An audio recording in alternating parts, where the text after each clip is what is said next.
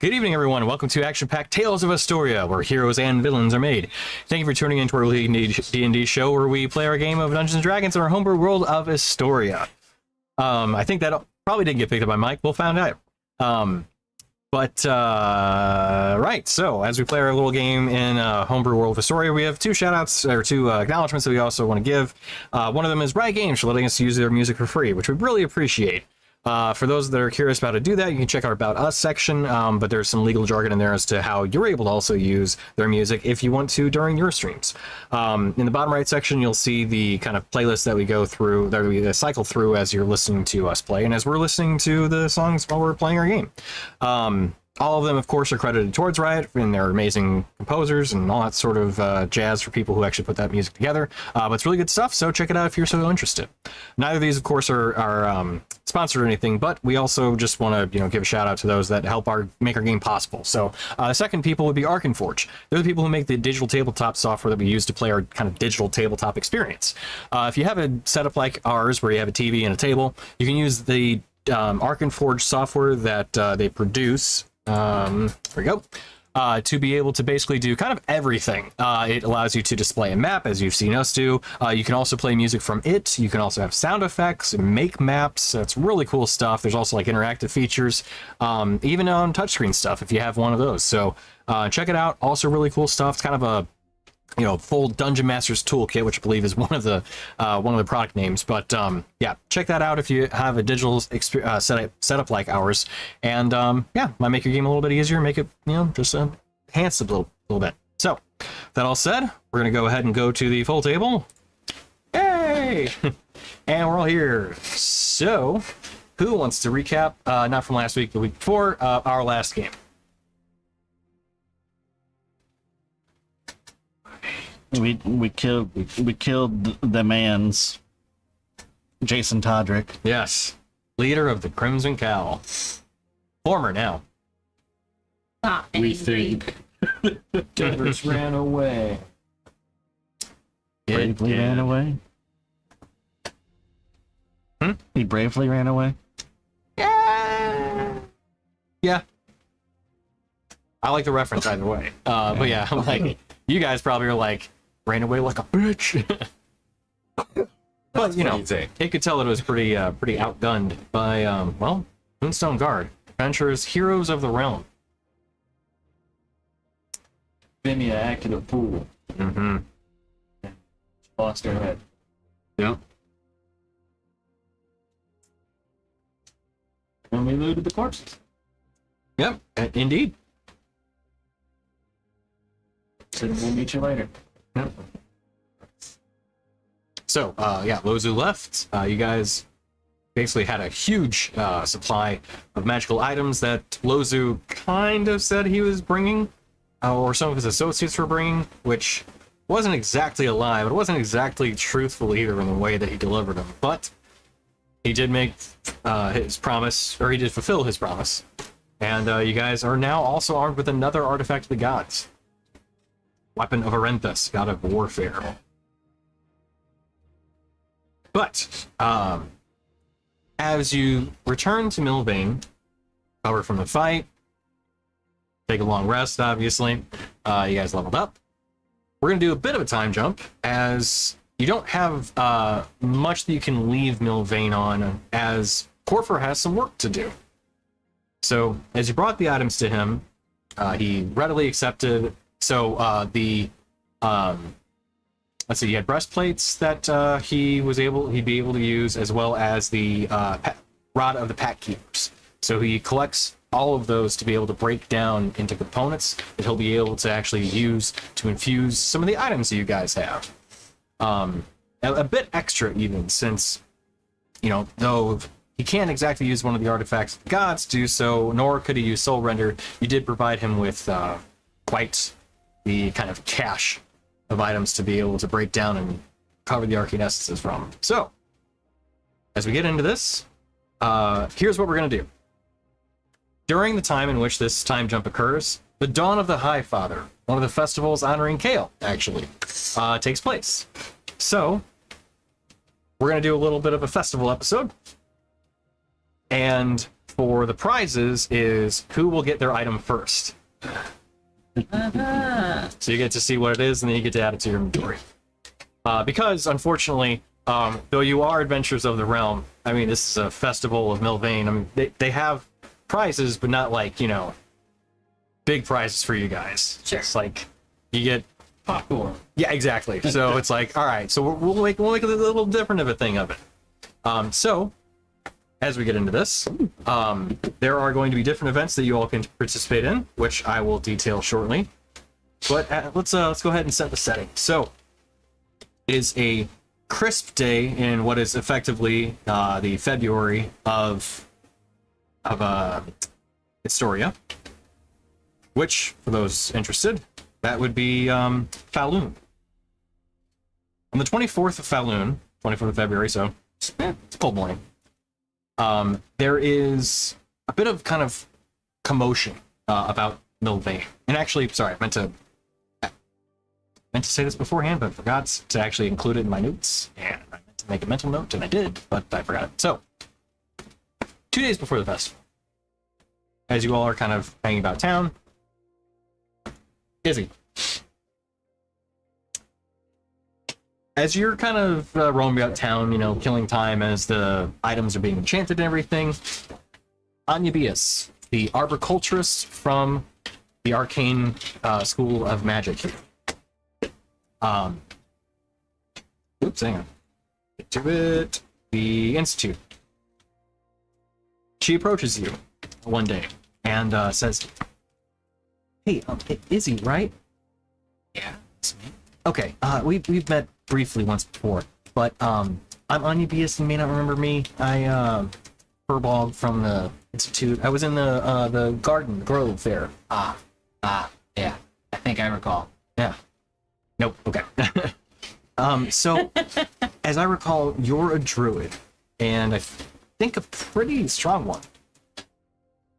Oh, that's what I've been told. Called you pretty and strong. Yeah. Well, they want a strong druid. As you're kind of just hanging out there, yeah, she'll go to the Copper Rose as you're both just hanging out there in the morning. Sure, yeah, you can come too. I was needing a bit of help in the grove. If I could borrow, actually, maybe not the grove, maybe just outside the grove, beyond the wall. I need some help though. If I could borrow you for a couple days, maybe. Mom. Yo, what? Fuck, I am. Oh, nice. Break. Break anything. I'm gonna head out and do some tending. It's tending time. Let us tend. Ready? Okay. Bye, everyone. So wherever she's going, it's gonna be destroyed. Tending. Yep. And We should just proactively make a donation to the Institute, probably. Yeah.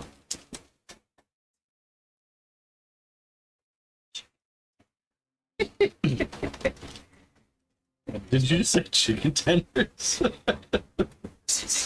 sent you a message on Discord. So, as something happens, we'll go ahead and get to the festival morning. So as the town kind of has this a bit of energy and excitement to it, as you can see, over the couple days leading up to it, there are a number of kind of lanterns thrown about across the different kind of balconies and archways, and kind of hung within the roads that lead and wind through Milvaen. But you can see there's kind of the decorations and revelry is kind of kicking up for this event. And on the morning of the 24th of Falun, everyone wakes up, and you can see that there are a bit more people within the Copper Rose, kind of visiting and having a bit of food, as you hear that the local cleric, Kata, will be making an announcement in the morning within kind of that kind of town square area to the western side of Milvaen. And as people are kind of finishing up the breakfast, they'll start heading out, and you guys kind of join the crowd and you walk out. So, using a bit of thaumaturgy, Kata's voice rings out to everybody. Good morning, Milvaen. A bit brisk today, but Kale's light shines brightly on us all. Today we celebrate the dawn of the High Father, the day Kale lit the eternal flame in each of us. Not just a spark, mind you, a blazing light that shines in each of our hearts. That flame is our hope, our beacon, our reason to keep smiling from dawn to dusk. It's what binds us together, neighbors, friends, family, all warmed by the same divine glow. So dance, sing, eat too much beam bread, drink too much dawnlight cider. Under Shadow's veil extinguishes the lanterns of the festival. But remember, Kale's light isn't just above us, it is in us. And then with a flash of light from her hands, she says out, Blessings of the High Father to you all! You can hear some party poppers go off and some bards start playing music, and the festival is officially on. Fireball. Call lightning. Oh wait, we want to see the sun, right? Did he say dome bread? I ain't judging, like- but like, Celebrations in parts of the world. Wait, we can feel it inside of us. Sun. If you want, yeah. It's coming out. I agree with Chris. Pull out the crossbows and start shooting. Just make sure to angle it, out of town. Yeah. Is that a twig falling or is that a crossbow shot? Oh no! Is that a pole popper or a crossbow? Firework or fireball? Yeah. Fireball. Like that. Alrighty, so as the festival kicks off, there are 4 games that everyone can participate in. Actually, 5 ultimately. 4 of them have an award. 1 of them doesn't. And then there's one other kind of free event that anybody can participate in. So, the games are the Beacon Toss, ran by Yvonne, the woodworker, who helped make the door for the Copper Rose, as well as Sarah, a new glassworker that has entered the town. Sauron. Sarah. Oh, okay. Spelled like Sarah, but without an H. Okay. That's still Sarah. Not in this world. Fantasy pronouncing, It's thank you. Sora. It's like Sora, but with an A. Yes, thank This you. is like Andrea and Andrea. All right, Lambert gets disadvantage on his checks for the remainder of the night. So We'll have So Beacon Toss is one of them. You toss hollow wooden balls into hardened glass hoops. Light Scribe's Duel is ran by Thomas the Scribe. 2 players draw something fitting for the festival, and they're an enchanted tablet. Then, what's up? Then illusions of light are created above them, trying to impress a crowd of people. impress a crowd, you say? Hope's Echo is the next one, ran by Kata herself. Players recite inspiring verses to awaken a magical crystal. So the challenge would be to basically say a verse, something inspiring about Kale, and if you're able to light a crystal, then you did your job. Best one gets their verse recorded. Kale, he's beyond the veil. The next event is the Celestial Ring Toss, made by LaShawn, the weaponsmith. You toss metal rings onto glowing statues representing the different virtues. But many gods have many virtues, so the trick is to get the ones over those specifically of Kale. The last one is a Sunbeam Shooting Gallery, ran by Galsa, the alchemist, the one whom you helped create the Sunny Delight. It's a shooting gallery where you use crystals to shoot beams of light at a shooting gallery, so a little difficult. Sometimes it shifts. We bring our own. No, Chris. None of that. Let me hit all in one. Like, I already can shoot beams of light. What's that? I can already shoot beams of Well, light. yeah, I know, but not everyone can. And the last one, I got your Is crystal the- beam right here. is a glow root maze. It's a basically hedge maze, constructed by Anya Bias and Izzy. Oh no, it's going to attack What, I people. was gonna say, what living plants did you send in there? All of them. The whole maze is alive. It's know one what- network. The maze is alive You know when the combat with the forces magic comes into of play. druids. So with that, there are. So those are the. So the 5 are actual competitions, and the last one is just like a fun thing to do. There's no specific thing about them. These are basically all just skill checks and things of that nature. I don't have any sort of map visualization for them. Do you remember that time when we first started playing D&D together and I guess your friend's maze, the directions, 100% accurate? Remember it? We were upstairs in your living room. I was that thief and we were underwater and he was like, okay, you gotta choose like 3-4 directions and if you get the wrong one, you're all gonna drown. I do remember that. And then I was like, left, right, left. And then he was like, that was it. And I was like, Mike, was that really it or are you just making it up? And he was like, no, Yeah. that's legit it. Look, I had it written down. I was like, oh, Yeah, that's dope. Mike's a good DM. Mike is good. There's no up, down, up, down. No, Left, right, yeah. no. It's real cool. So the choices again were Beacon Toss, Light Scribe's Duel, Hope's Echo, Celestial Ring Toss, and a Sunbeam Shooting Gallery. Who would like to participate in what first? I would like to Or- participate in judging the bards. Okay. Is it like American Idol? Yeah. Yeah. Historian Idol. Yeah. It's a story and idol, and you get to win playing at the copper. So, is that where we're going to first then? Yeah. Yeah. Okay. Change the music a little bit. So, heading over to this event. So, it is held just outside of the Church of Vibrancy, with Kata basically kind of overseeing it. So, as you walk up, you see a kind of it's like a very small stage. It's just like you take a step up and that's it. But you see Kata kind of standing there, and she has a number of these different crystals. There are about 5 of them, kind of positioned on different pillars. And as Kata kind of is standing there, she sees you all kind of walk up. And now this is a this is not like sorry, let me back up. You were wanting to see where there were people that were trying to impress a crowd. Yeah.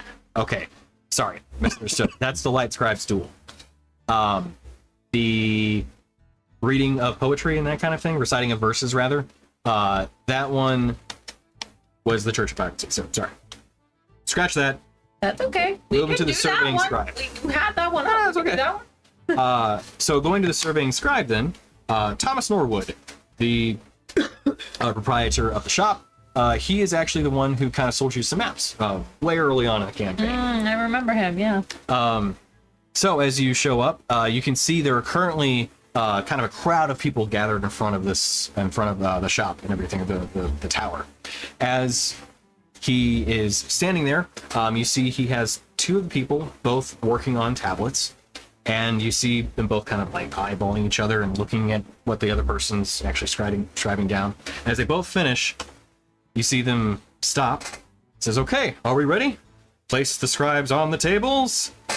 They both sit down and then take a couple steps back, and light them up. And as he raises his hands up, you see a depiction of kind of a simple drawing of a sun, which you see some people just kind of, yeah. And the next one, you see actually a lighting a light display of what would look like not exactly the sun, but more like a flame. It's kind of hard to describe. It's a fireball with multiple layers in it that actually like moves and shifts, which people are bit more reactive to there.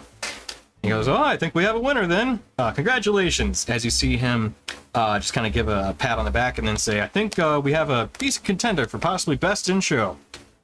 You see them walk away and just kind of pleased and said, "As of right now, I will contact you if you win." So then if you guys walk up, he greets you all. "Oh, Moonstone Guard, good to see you all again. Were you wanting to participate?" Yeah. Sure. Okay. I only have the 2 tablets, so it's just whomever is better than the other. Izzy? So he hands you one. You are a young lady. And who would like to go against Izzy? Oh.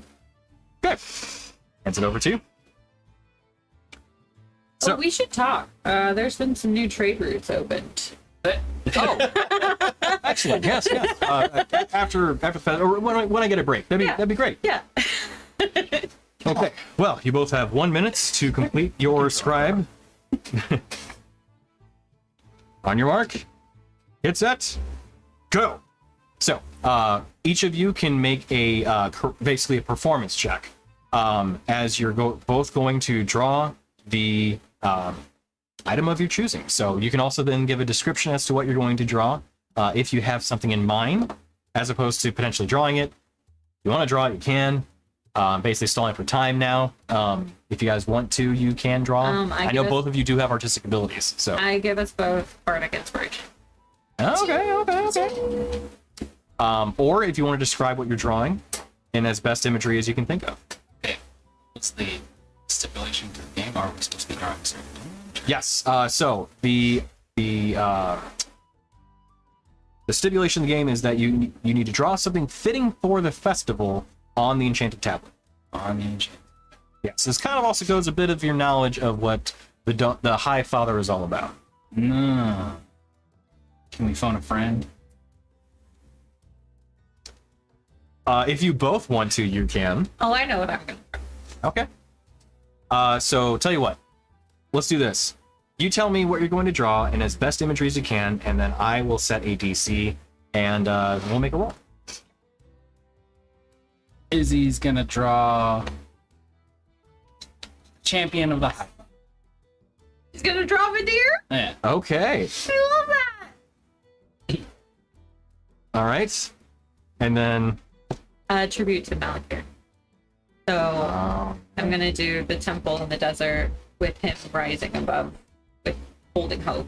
Okay. And light coming up. cool. Okay. So I'm gonna say for both of you guys, you get advantage. Those are both really good choices. So go ahead and roll at advantage. Come on, two skills. And a D8. You say we rolled. This would be a performance check. Yes. Yeah.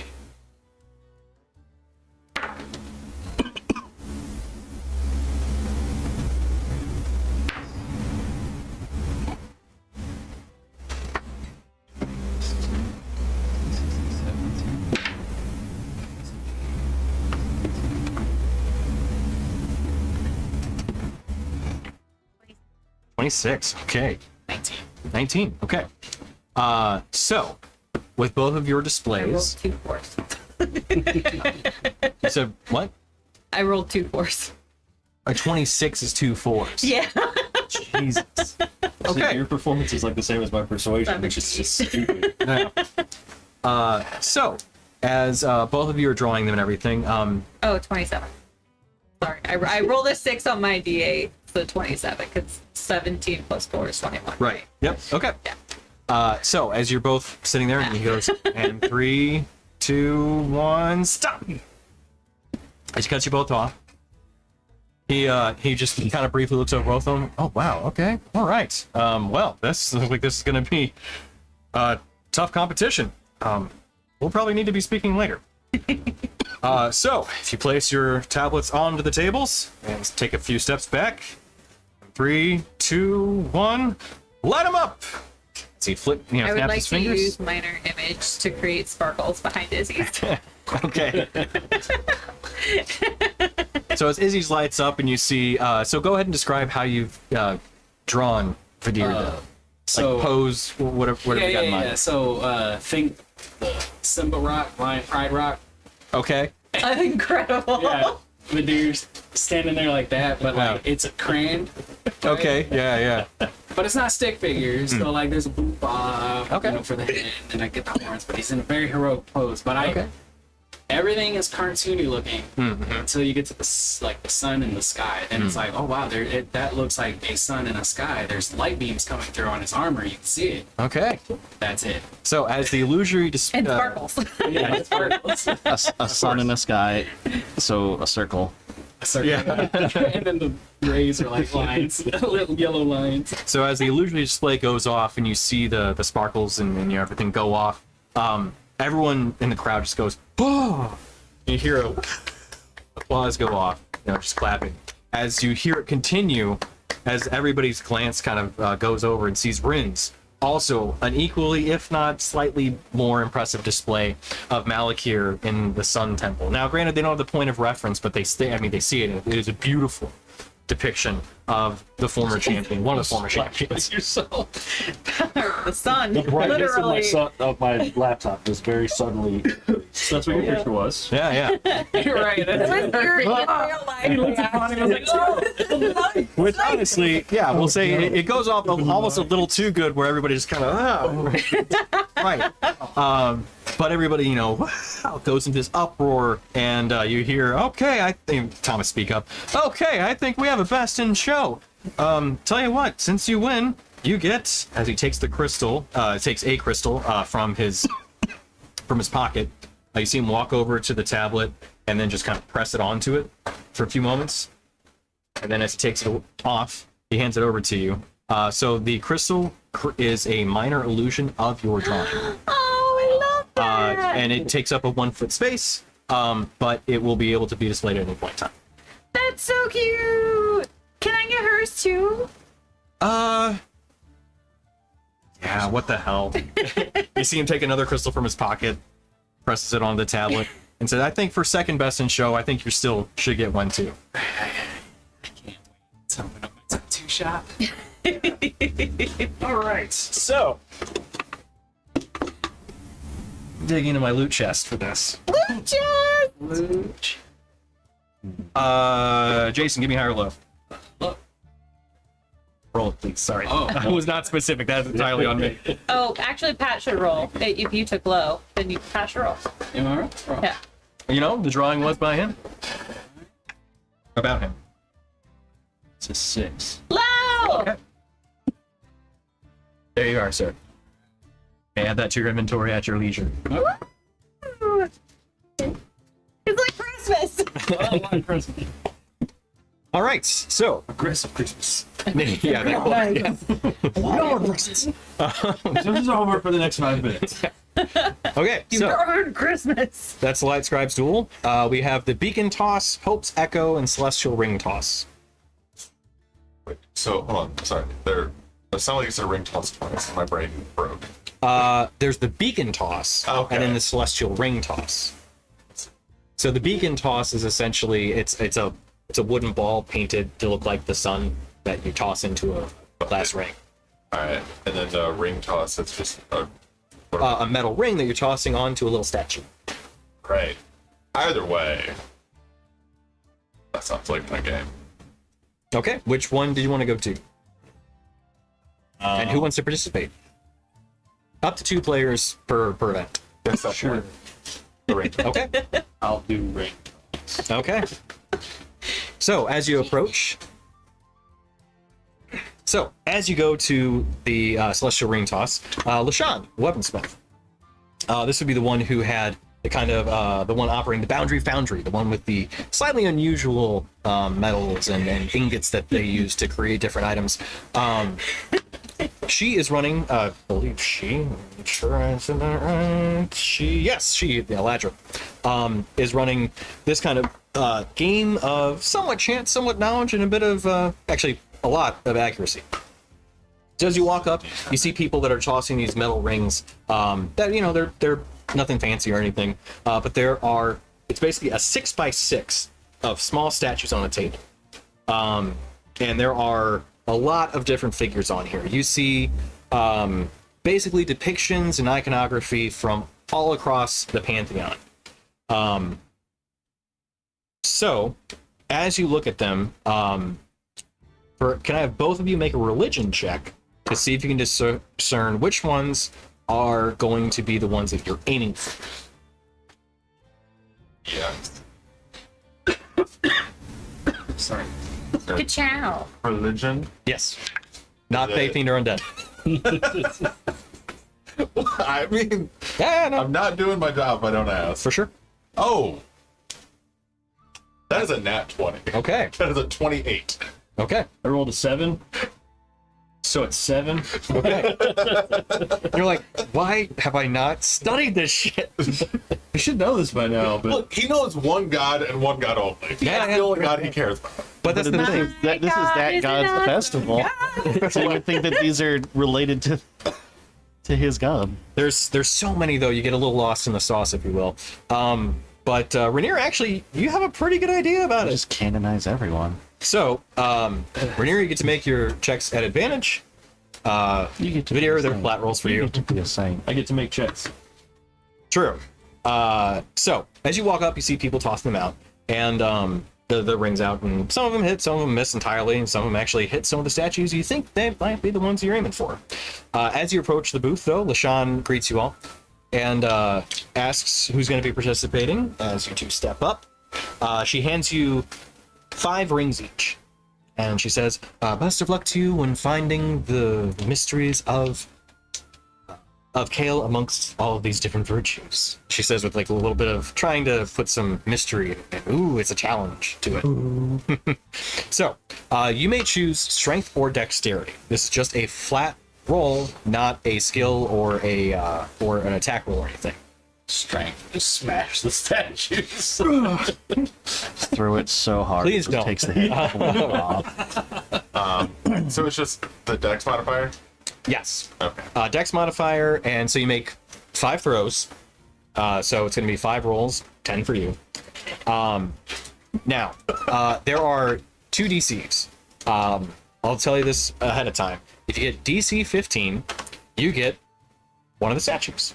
If you get above a 20, you get it on the Eternal Flame statue, which is worth 3 points.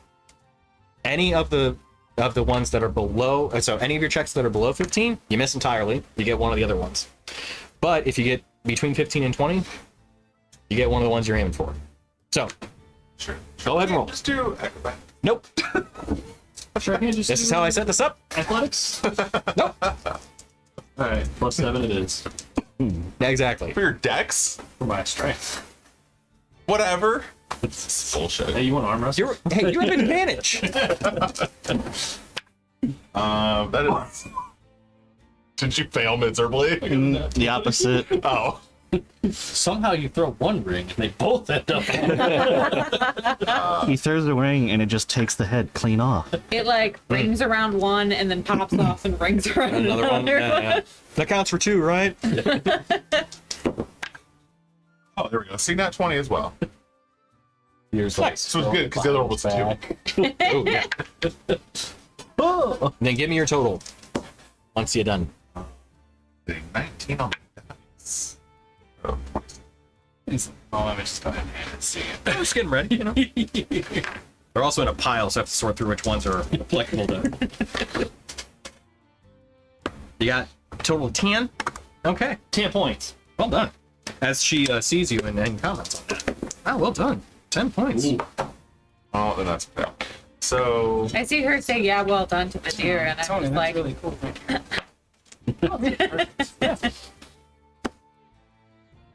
take a large step back, lady. that's my last one was a 3 and a. Oh, wait, hold on. 13. Still, I rolled really well the first 3, and then my last 2 were not so great. So I had like a 27, a 23, a 25, and then 11 and a 17. I 18, 25, 24, 17, 13. It's not 13. So what's your total then? 8. 8. Okay. Well, that basically is the same. So actually, you guys get the same prize. Not the same item, though. You now have to fight over your. Yeah, to the death. So as she kind of sees you guys toss them out and everything, she looks to you both. Oh, wow, that's very well done. Well, congratulations. Both of you win a polished iron ring. She hands you both an iron ring. And it's polished, though. It looks nice. How big is this ring? It would be so. It's like one of the. It's like an actual like a ring you wear on your finger. Okay. Probably sized, miraculously to the Minotaur. But yeah, it's like a nice iron ring. Okay. You know, Split it in half. You don't have to do this right now. But my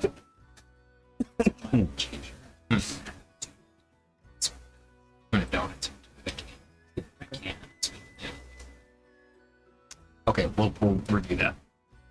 That might be a thing you have to decide on. That's well, I mean, the item is really good though too. Oh yeah. I just it's just bouncing out of my head. Oh yeah, actually, right. Drop that, and it still would just be the same. It's like fire. And then for Lambert. Yo, actually, I'm sorry. I meant to give Ren something too. Meanwhile, Devrus playing against a child, pretending he's letting the child win, but actually not letting the child These are new items. Oh, okay. I thought My I fossil. missed that part. Yeah. I was like, And then this is a goes really good random item. down to Ren. Just All right, so that's another one of the events down. Of the remaining, we have the Beacon Toss, Hope's Echo, and the Sunbeam Shooting Gallery. I mean, I don't want to take it away, but I would shoot shit. But if you guys are play the fucking game, That's 2 out of 3. you do it, bitch. I also only have so many items to give out, so it's just this is the order of how they get given out. That's all. I'm not gonna. I What's can't give you more. What was the So just beacon to be- toss? Huh? What was the beacon toss? So the Beacon Toss is throwing a wooden ball into a glass hoop. Oh, so That sounds. It's hardened glass. Oh, yeah. That sounds dexterous, which I would do if nobody else wants to. It is dexterous. so I couldn't do strength, right? You cannot for that one. No. Okay. And it is Christmas. Here, I'll trade you. You want to read mine? No. I'll read yours. Oh, read, yes. I'll, We don't get our proficiency bonuses on these, right? Correct. It's just a dexterity. we want a iron ring. Like, it's not really high stakes here. I'm down. It's just me telling you your shit when I Choose choose. violence. Yeah. I mean, I'm not going to be good at it, but I'll do it. Well, what are you guys doing? The Sounds like beacon toss. Beacon Toss. Okay. Or I'll start blasting. I wanna- What is it? Or you could go to the Sunbeam Shooting Gallery. Toss for you. It's also a dexterity thing. Unfortunately, a lot of these are just dexterity things. I got a beacon I can shoot right here. It's true. Tell you what, I'm going to give myself enhanceability, though. Actually, Well, as you guys go up to the Beacon Toss, then, can I cast something? yeah, sure. I'm gonna do my very brand new 9th level spell for the Jesus. first time. Okay. Love this 9th level spell. You're gonna get some foresight for 8 hours. Jesus. Foresight. It's advantage on everything, right? You touch a living creature for a limited time. For the duration, target has advantage on D20 tests, and other creatures have disadvantage on attack rolls against it. And the spell ends if I try to cast it. Shit. Let's go get in a fight. Yeah. Barbara! Let's go figure out what's in the maze. It's cheating. That's A little bit. That's talent toss juice. yours is pretty good too. But I like class features. Yeah. It reminds me of like action RPGs got when you it. get items that specifically do something for your class. That tremor sounds pretty cool. So, Beacon Toss. So as you go up to this booth, you see Yvonne, the woodworker, the one who made the door for the copper rose, and the new glassworker, Sarah, a minotaur from the Kartu Desert. Wait, what's up? Somebody's going to get special treatment here. I need to go extra hard on it. He's getting some. As she looks, I just made the glass rings. That's all. There's not a string back there that She kind of looks. No, but are you okay? How dare you slander me? He said it was northwest. It was northwest. You've been too long in the cities. They make it too easy to navigate. They got signs. So, as you guys head up there, dexterity checks for these. So you get 3 throws, and how it goes is DC 13 to land in one of the outer rings, and then there's a center one, and that one's a DC 17. So do we have to aim specifically for the DC 17, or is it if we get above 17, it goes in the Or is it just whatever we That roll one. is whatever we get? It's that one. whatever we roll? So we get? Okay, yeah. yeah. And then points are awarded accordingly. And just straight decks. Yep. Yep, that's about what I. What if I did? What if I used my strength anyways?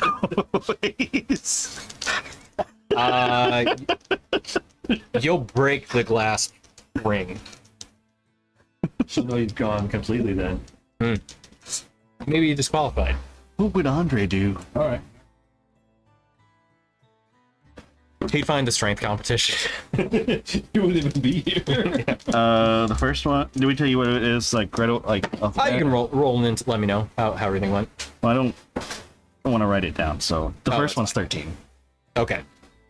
The first one was bad. Like Bad? Like 11. Total. The best. Okay, gotcha. The second one is also a 13. Okay. So Second one was 15, Okay. and the last one was 18. Okay.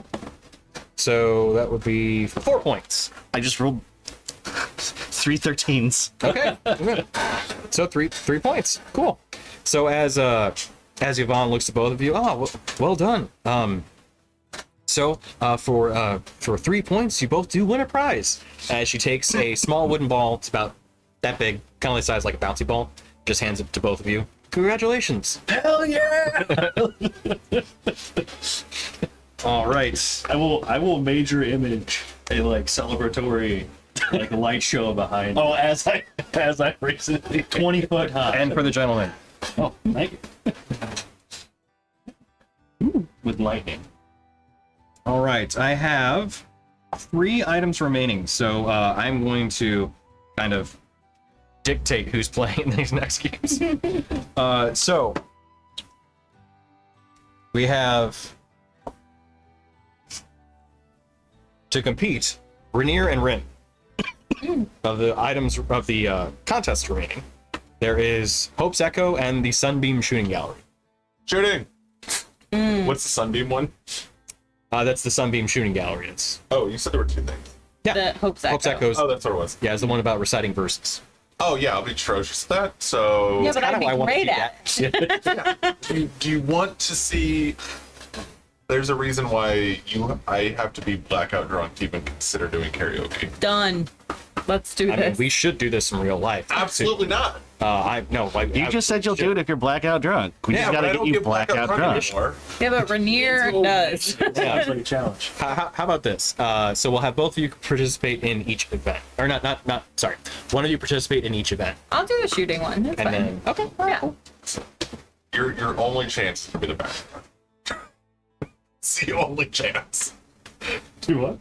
To get me that blackout drunk. All right, whatever. Let's shoot. All right. So for the Sunbeam Shooting Gallery, you making your way over to the front side of Prismatic Brews, the place where you helped create Sunny Delight.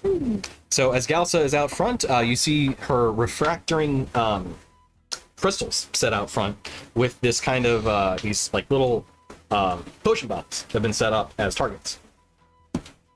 So they are set up in a kind of like booth fashion where you have a little counter and you see the crystal kind of positioned in front of a chair. And as you see people kind of manipulating it, you see them having some sort of little kind of lever that they're pulling after they're able to aim it. But you note that Galsa has a lever up for herself that causes the potion bottles to shift left or right, making it a moving target. But she only seems to be pulling it at certain times. So as everyone approaches and she takes note, she looks over. Oh, Moonstone Guard, welcome back. You want to sit down and have a go? Sure. Okay. Oh, by the way, I apologize. Each one of these events were 2 copper each. I hope you guys can afford that. Gotta give my item back. So she, as You you spent it on getting the item.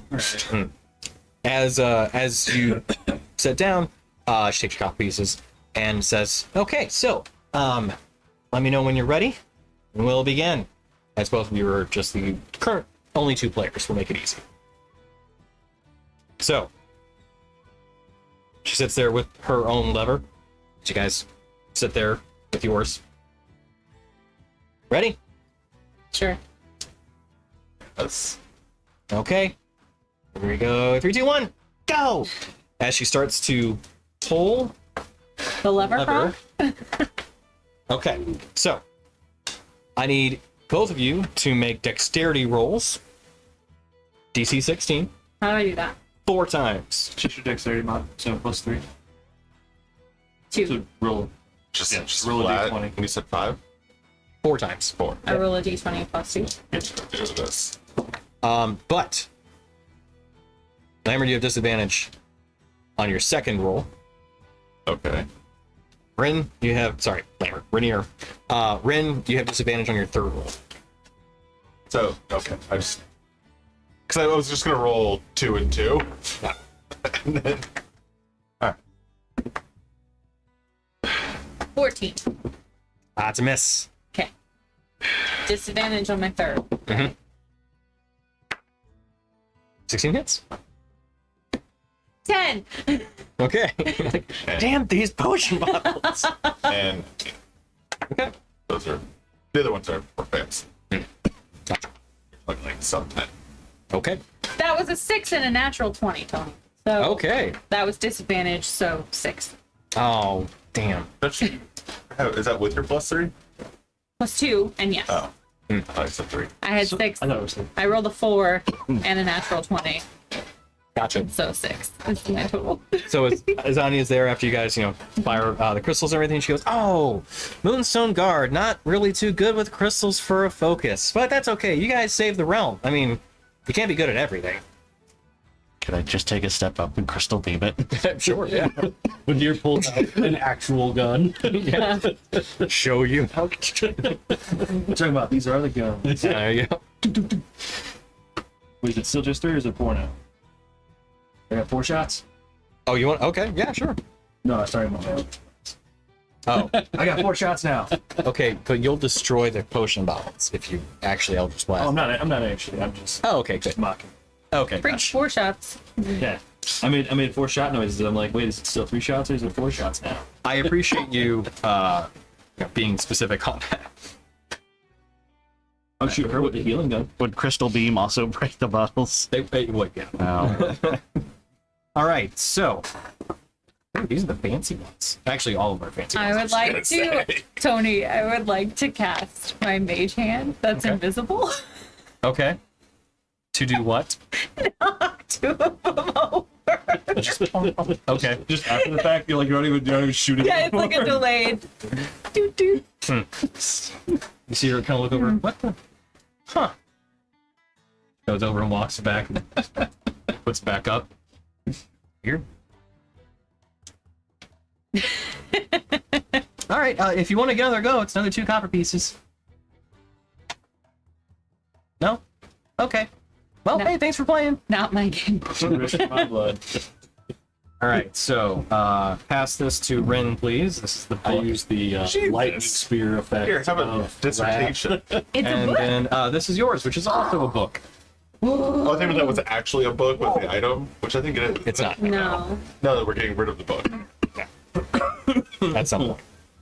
No, that's actually a second handbook. Yeah, yeah. Dual wield to. Dual wielding books, guys. Remake it. Remake it, and I did. If you look it up, there should be 2 versions. okay. I have currently the revolver. That's why. I figured. All right. Last but not least, Izzy. We'll go ahead and kind of fast track a little bit of the festival, as eventually it is winding down. Did you have something? No, no. Okay, sorry. I saw your hand gesture was true. I know. Are you serious? There we go. Okay.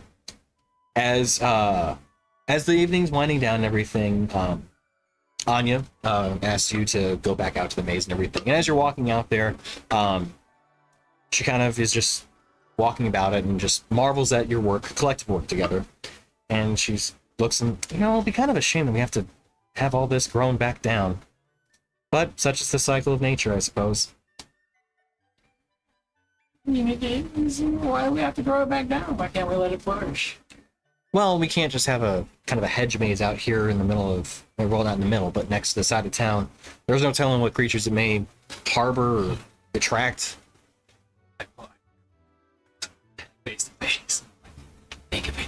We could have our own tree. Druid Grove right here. No one can stop us.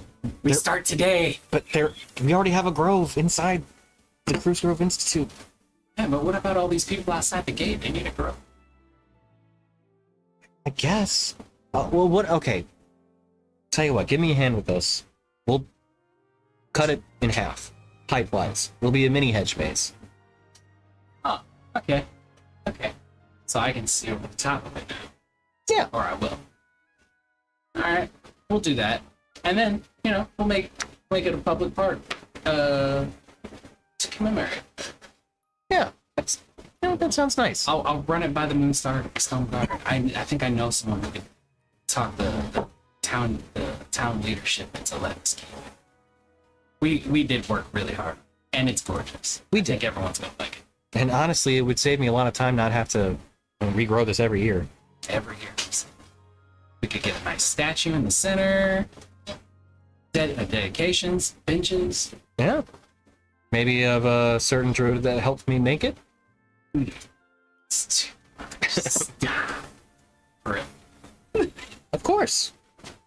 Okay, well, I have some thoughts on dedication.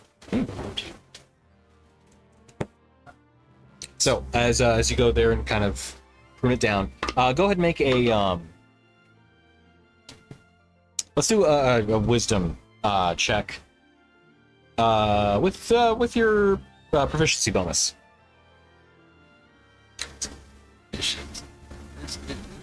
That's good. So that bit noise for that one.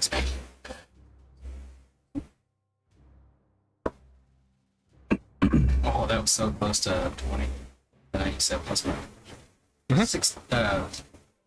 19. Okay, nice.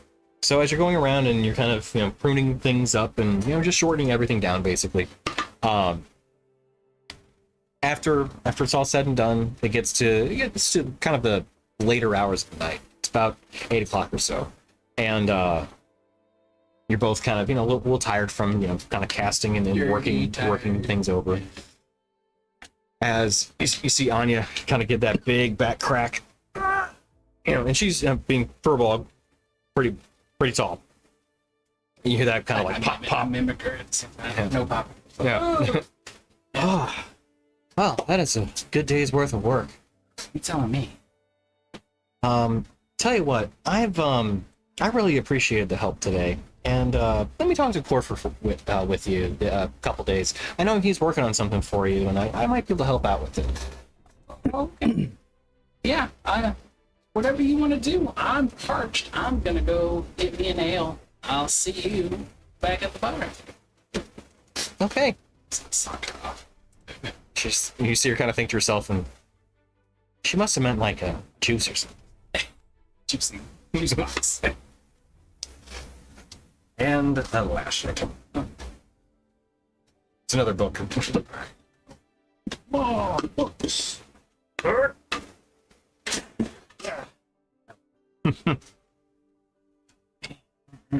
Shoo. All right, so as the festival winds down and everyone has their drinks, serving at the Copper Rose, there is a bit of a different food variety, mainly items that the festival had been offering too.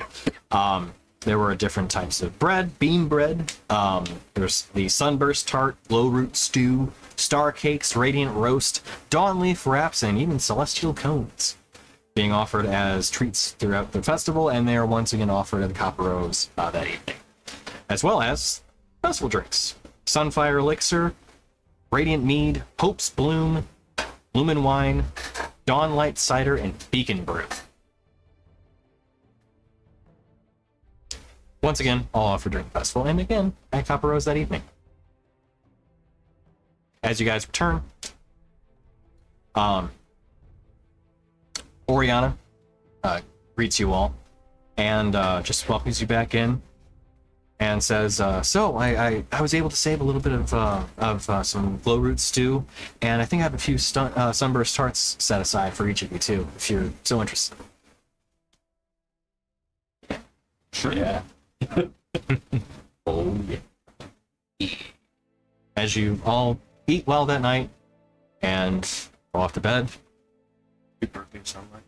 What's that? Are we burping sunlight? A little bit, yeah.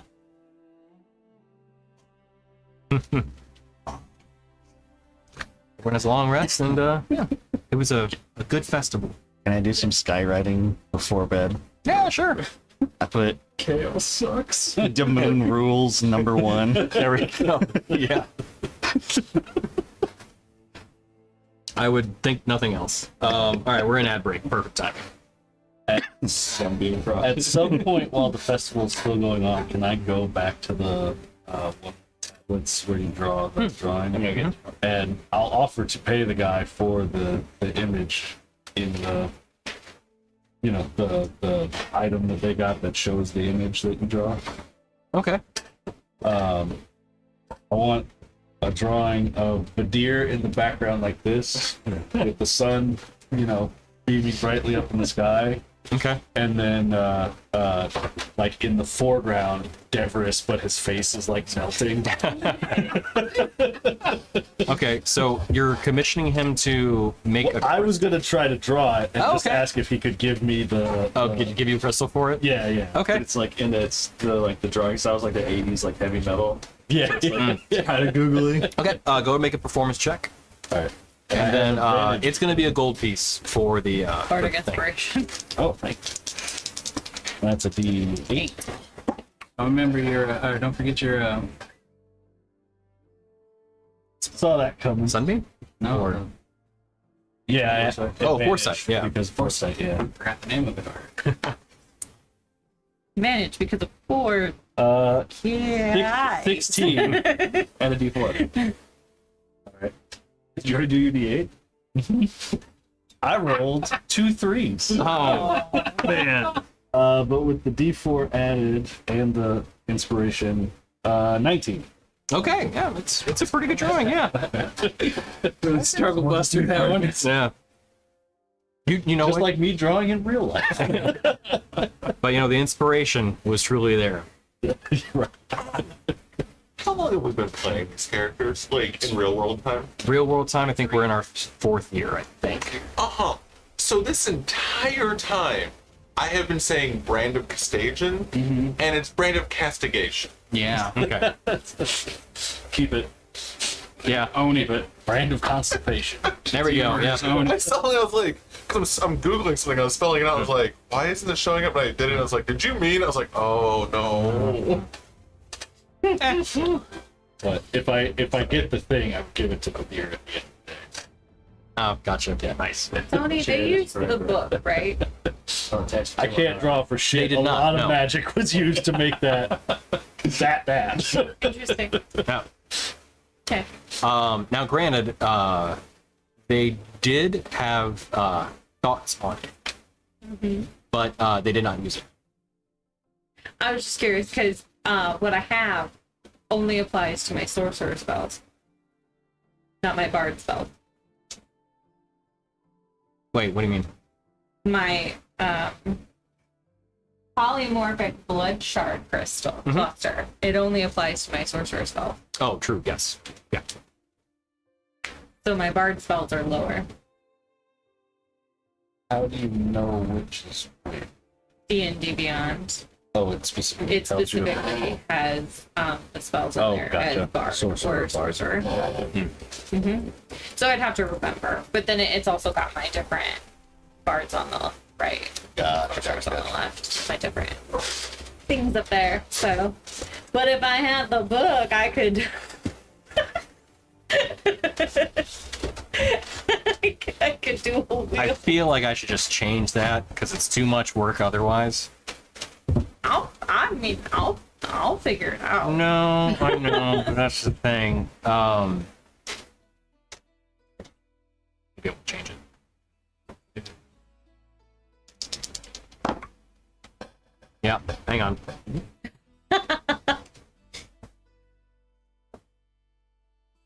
I was like, why do I have 2 numbers? So I unattuned from the book and I removed books. I thought it was the book. It wasn't the book. And then I was like, oh, I understand. D&D Beyond is smart, though. Yeah, it's because it is specific, and because when I made it, I took it from the root of another item, and it does say specifically sorcerer spell tags. Yeah. All right, we'll just change it. You don't have to. No. Because if I got that, I'd be like, that makes sense. I wouldn't like it totally, but it makes sense. But let's change it. I do.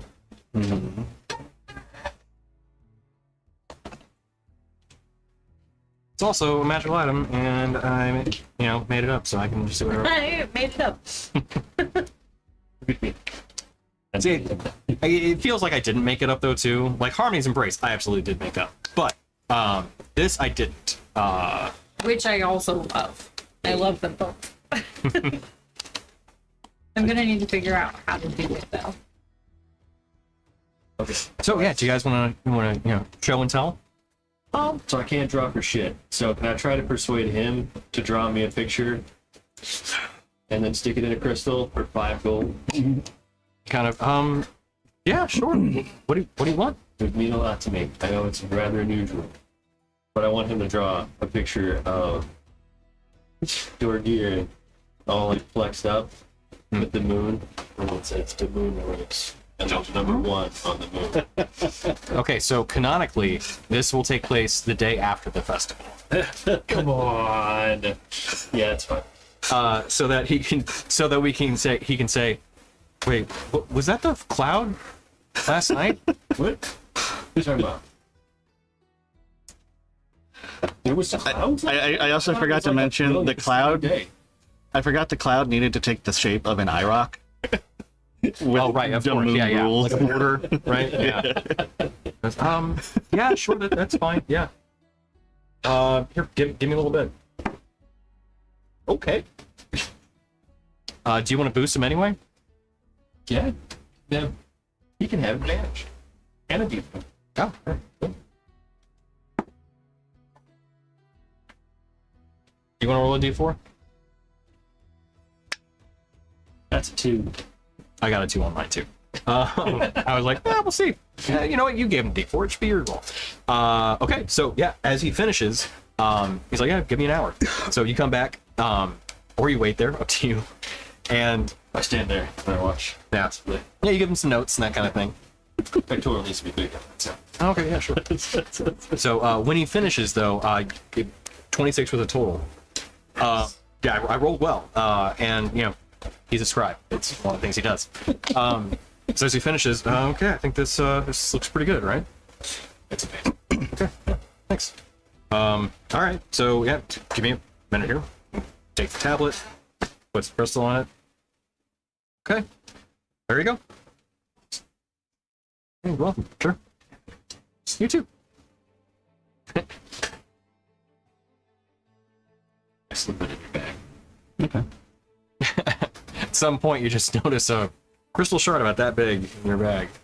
We'll find out that later. So, if anybody wants to do a little show and tell, you guys are free to. If not, we can get into the next. What are we showing and telling? The items you guys got. Oh. I got a scythe, Didn't you have a scythe? but it's better. Yeah. So, Oh, but, Hey, cool, bet. how about this? I will tell what you guys kind of do, or what you receive, at least. So, when you guys leave Corfur's shop, Dorgirin comes back with some new shiny bracers, as does Gordon.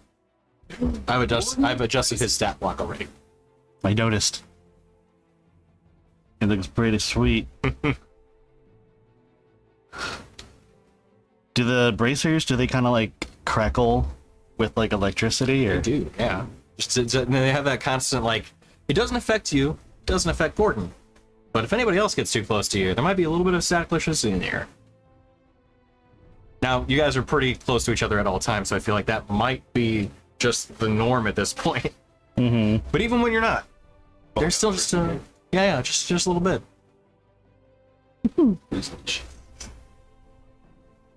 So, for Dorgirin, he receives, hang on, let me pull up my stuff. A bit over here. I've got it on a thing and I lost the tab. 'Cause I closed it after I printed them off and I meant to leave them open, but I forgot. So now I'm stalling for time. So, when Gorgirin leaves the shop, he receives not only bracers for Gordon that gives him just a bit of extra durability, but also receives the Tempest Gauntlets. Dun, dun. Dun, dun, dun, dun, dun. Dun, dun, dun. They're pretty. Did you want to read off what it Oh, was? yeah, you can do that. We're back in middle school English. You have the next paragraph. It is a wondrous item, legendary, requires attunement. While wearing these bracers, you get a +3 bonus to AC if you are wearing no armor and using no shield. In addition, you also gain immunity to lightning damage and deal an additional 1d6 lightning with the weapon you wield. Lastly, when you would have taken lightning damage, the additional damage dice increases to 2d6 lightning for 1 minute. So Shock the shit out I was of gonna me. say, if I hit you with lightning, it's gonna juice you up. You can Yes.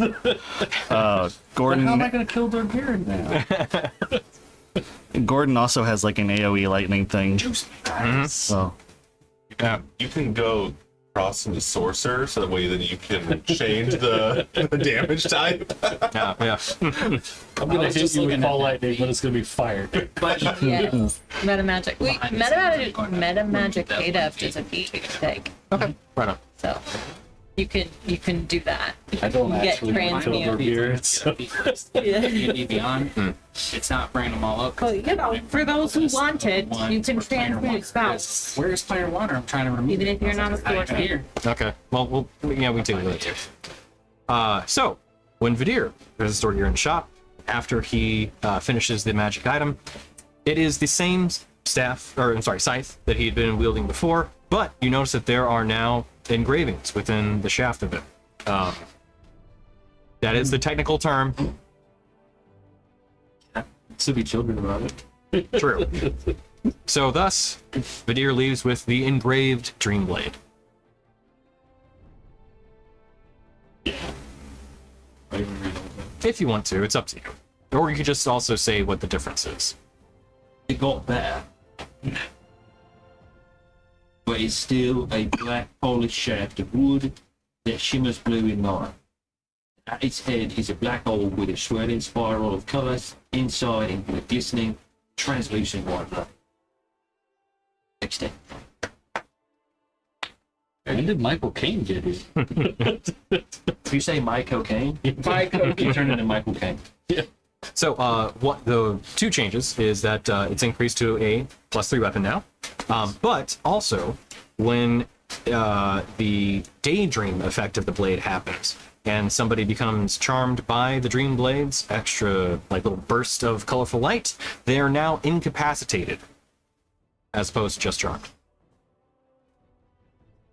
Little extra. So, when Izzy leaves leaves Corfer's shop, she receives 2 items.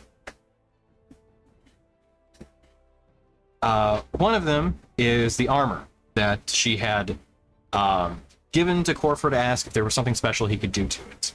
And using the runic forge, he was able to, and his own knowledge, of course, of the elemental plane of Earth, he was able to enhance it to make it truly a legendary suit of armor. Glorious. Thus, giving her the Geomancer's Shard Scale. Geomancer's shards. Yeah, right. All right. 2 items though. Keep in mind. Do you want me to read the second one now? No. Do the first one with the first one Okay, first. cool. Because without saying on here, set bonuses. There's set bonuses. All right. The Geomancer's Shard Scale is a crystalline armor that has been infused with storing crystals at a Dow's runic forge. That's insane. Should be. A Dow's? Single Dow's? Yeah. So he's a Dao. Okay, a Tao. I didn't know that was a title. I thought that was a name. Okay, attuned to the deep earth of Astoria, the armor confers benefits to the wearer, allowing them to bend the earth around them, as well as providing hardened defense against would-be attackers. You have a +3 bonus to AC when you wear the armor, and while attuned to and wearing the armor, you also gain the following benefits. You gain a burrowing speed equal to your walking speed. You can move in difficult terrain that is composed of rubble, rocks, dirt, as if it were normal terrain. You get tremor sense for 60 feet. You can also speak and understand Terran. When you cast a spell that restores hit points, you can roll a d4 and add the number rolled to the amount of hit points restored. That's that. The other item was her staff. Now, so you're familiar with it before, as it looked kind of like that gnarled root, that long branch almost. I'm sorry, I should say gnarled branch given to Izzy from Ironheart. But now there's this kind of rock attachment at the top of it. It kind of looks like it almost is growing out of the staff itself. And thus, she left with the staff of root and rock. Hurting around. Alright, so keep the armor in mind. Okay, the staff can be wielded as a magic quarterstaff that grants a +2 bonus to attack and damage rolls made with it. While holding it, you have a +2 bonus to spell attack rolls. Staff has 10 charges and regains all that. It's just like the other staff. Okay, what's different is you can expend these charges or more to do the following. Earth Tremor as the spell. Earthbind spell. Maximilian's Earthen Grass. I don't even know what that is, but it sounds awesome. I thought about taking that spell. Spike Growth. Transmute Rock. Wall of Sand. Wall of Stone. You can also use it to cast Passive by Trace without using charges. Here's where it gets cool, yo. Well, the other staff had a thing where you can slam it in the ground and it turns into a giant tree and it basically becomes like a little sanctuary. This one has that too, but it's a giant earth pillar. But the other thing at the end is you can shift the staff back and forth from root and rock. So I can go back to the staff of woodlands if I want things like awaken, thorn of wall of thorns, and the other spells that are on that. Or I can set bonus my pure rock bender, toss Bayfong, class fantasy. Excellent, awesome. Broken stone. Moving along to Ren. So, as Ren visited Porfer's shop, Porfer needed the help of another master enchanter to be able to really kind of work together this both challenging and unique kind of configuration. And as it was, as I said, a unique item, one that almost kind of evaded his initial understanding, but also the kind of timeline you guys wanted to have the stuff turned around, he was able to take that crystal cluster that you guys found, or I'm sorry, the framework, and then take the crystals you received, kind of recovered from beneath Metropolis, and fuse them together into a singular item. And thus, Ren leaves with the polymorphic blood shard cluster. Quite a mouthful. Mm-hmm. What's it look like, Tony? So it looks like kind of this almost like brass or bronze apparatus where several crystals have been fused to a core one in the center. Oh. And that core one has what looks like a little chamber in the center of it.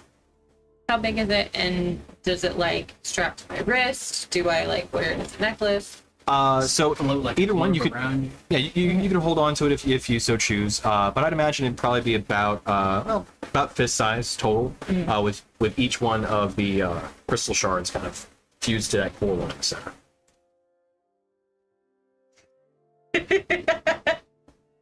There's a guy on the I know exactly. He does that guy really well. There's a paramedic on TikTok. And he constantly gets sent items Oh no.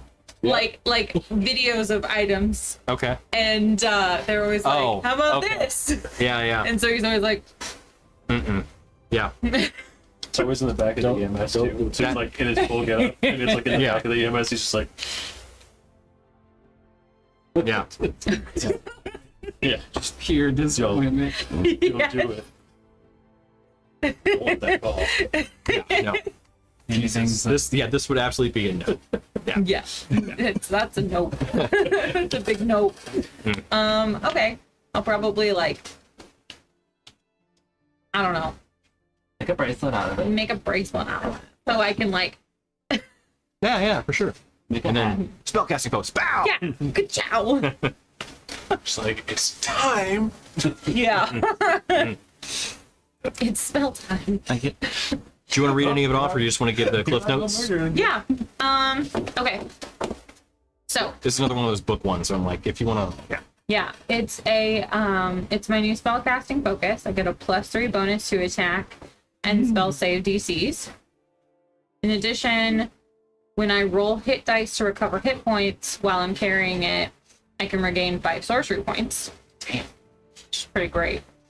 And then I can't use that again until the next time. And then when I do meta magic options, much like my Shadowfell Shard, which I still have, I could. well, you don't any longer. Well, it's in there. Yeah. Yeah. So I have the ability. The Right, Shadowfell right. Shard is now a part of this. So I still have the ability when I use meta magic to curse a creature's ability. But I also have the ability to teleport to an unoccupied space within 30 feet of me. Choose one creature who takes damage from the spell and give them disadvantage on attack rolls and ability checks made before the start of my next turn. I can cause a slimy tentacle to come out and smack him on the ass. Good job. See you, sharks. is that supposed to be a good thing or bad thing for them? Well, the ass is just what Rin would choose to do. Is that how you're doing your new bardic I inspiration? mean, that didn't answer the question though. Creature must succeed on a charisma saving throw or take 3d6 psychic damage and become frightened of me until my next turn. Or I could pick the fire option, in which case they're burning and take 2d10 fire damage at the start of their next turn. And then the flames go out. Yes. How much? A lot. And they also had some notes about the book, which we will talk about later. Perfect. The other item was you had asked if there was some means of getting you a little bit of extra protection. And knowing that ultimately the defensive tattoo that you have right now does require attunement, replacing it with an item of some comparable defensive magics, but maybe a little bit extra would be nice. But the caveat, of course, is the kind of restriction around what you can wear. Since you can't wear, I think you get to light. I think. I get light, that's it. Yeah. But knowing that there is a particular kind of metal that makes it really easy to wear, they took what was some mithril armor and crafted what is known as now Harmony's Embrace, just for you. Which I love, because it's music. Music to my ears. So forged in mithril and tempered in an extraplanar resonance chamber, which are Corfer's forging circles. This breastplate is not only light and moves with ease and grace, but is magically durable even beyond the standards of mithril. I gain a +3 in my armor class while I wear this armor, and I'm considered trained with this armor even if I lack training with medium or heavy armor. And then it has the ability of resonance, which when I'm using my Bardic Inspiration class feature, I grant the creature affected by the ability temporary hit points equal to the maximum number on the die they would roll. So D8. 8 temporary hit points when I give you Bardic Inspiration. And there's no limit on that. It's just whenever you spark inspiration, 8 temporary hits. Yeah, so if I had this earlier, you would have got 8 temporary hit points, and you would have got 8 temporary hit points. Everybody gets 8 Everybody gets 8 temporary hit points. of your So allies. this, this basically gets me to, I can unattune from the barrier tattoo, and it keeps me at 19. I'm still squishy, but I can pack I a mean- punch. Relatively speaking, you're not that squishy though. 19 for an armor class, pretty good. Yeah. So moving on. So this would be going to Daruk. So when you approach the shop, similar to the deer, you had an item to infuse, which you had some pretty decent armor, but felt like there was probably something you could just amp up a bit extra. So kind of taking inspiration from one of the armors that he worked on earlier, which we'll get to that in a moment. Corfer and Sadrax were able to take the armor that you have and infuse it, kind of kick it up just a little bit extra, but also give it a little bit of extra oomph, not only in its armor class, but its resilience. So they provided you with the Arcane Bulwark.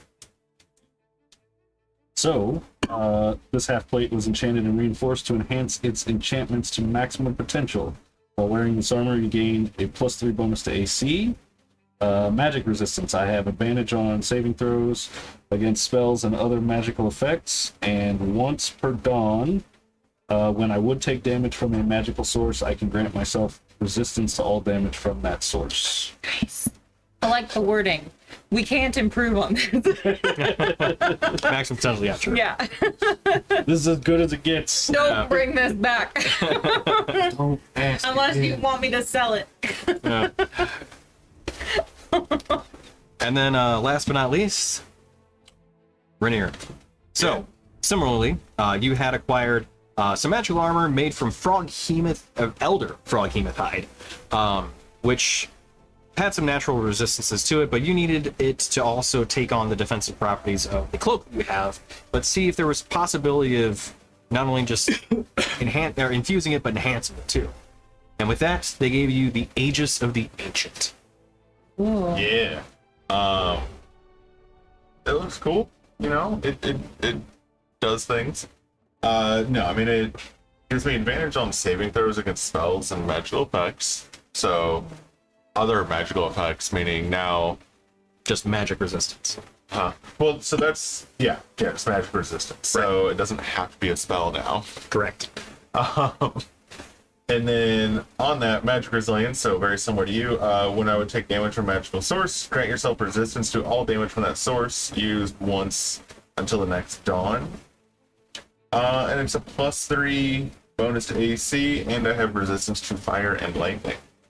So you can still electrocute me, but not Not as completely. hard. But also, if you meta magic into fire, it's still resistant. Okay, true. So you gotta find something else. So cold then. On the wording of things that's at dawn, you mean long rest, right? No. No? Like, if we were at, like, a 3 a.m. fight, and But- you used it, you could use it again when dawn happens? And the same Yeah. thing though, say we That's cool. get up, we have a big ass fight, and then we take a long rest during the day, it's still not back in the afternoon. Actually, So it's also more so about like I try to make items at dawn because it's like it's not tied to the core of your being at all. It is the magical items enchantment. So it can do it once per day kind of thing, but it doesn't care when you sleep, effectively. right. So yeah. Interesting. I like it. Doesn't care when Vadir casts dawn. Ooh! Yes. It don't In care that- when you sleep. It cares when it sleeps. Yeah. So when he casts dawn, it's like thank you. It doesn't recharge still, but it does likes it. appreciate the extra light. Yeah. Feels rejuvenated. Yeah. You know, it's like taking a nap. It's like I feel better. But still needs the full. Anyway, all right. Full still body movement. Yeah. And then last but not least, If you cast dawn, it grants you 1 second. yeah, right. Okay, cool. Little closer. So last but not least, now this item did not come from Corfer's shop, but while you sat down with it on the first night, if you so choose to speak with it, then Yeah. So that fancy little, I was trying to think of the clever name. Little revolver, Derringer.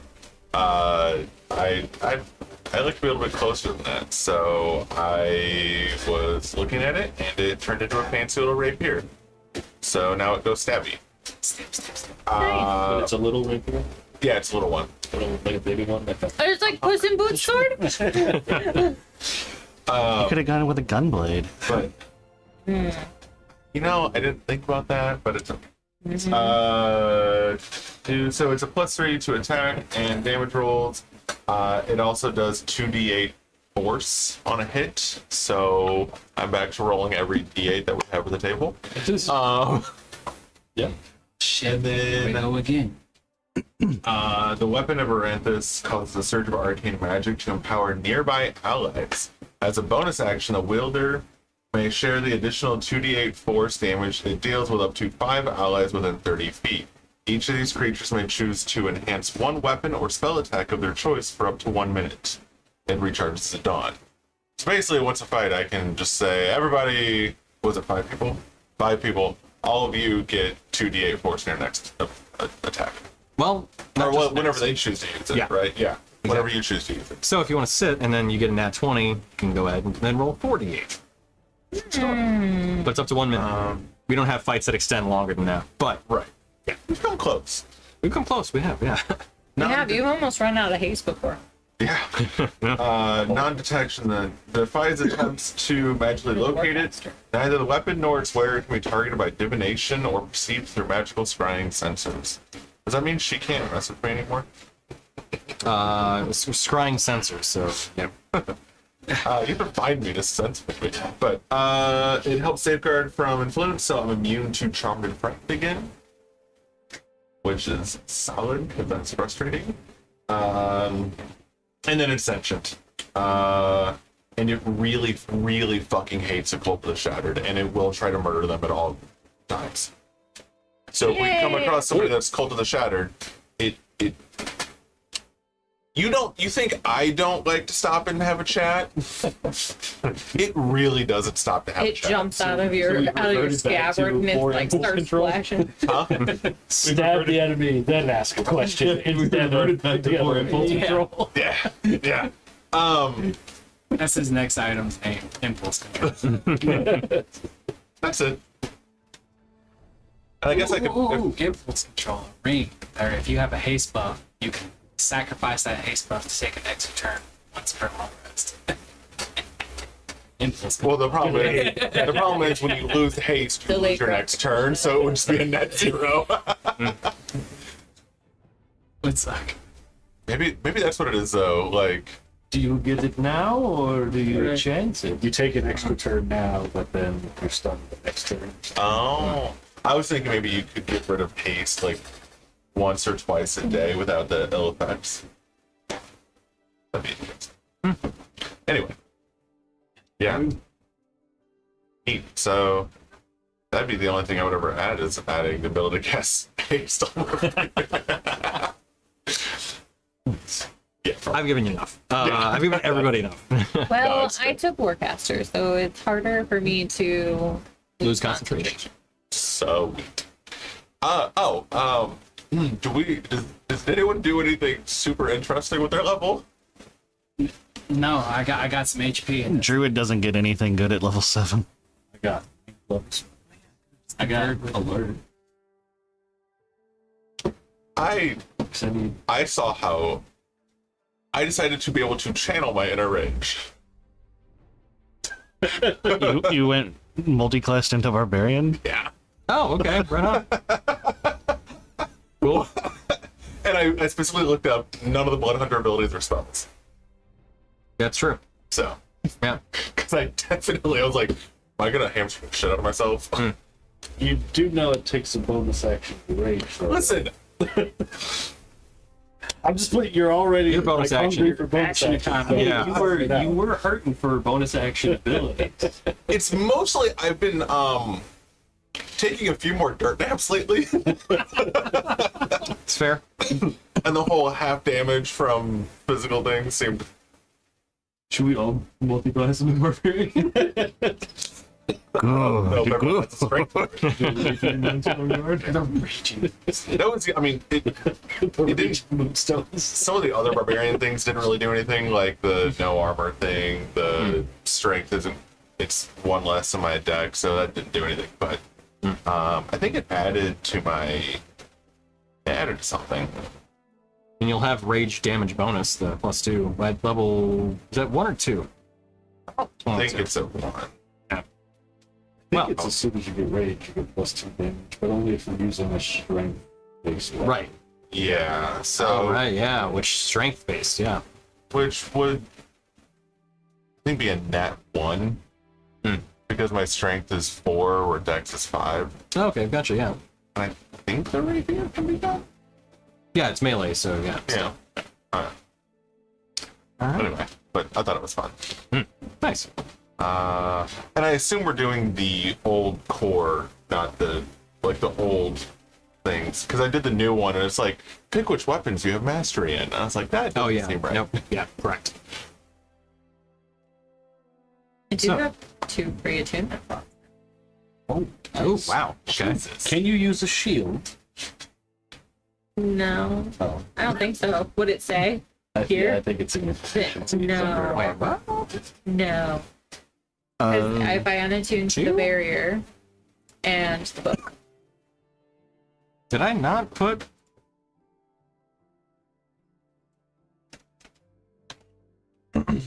Harmony does not require attunement.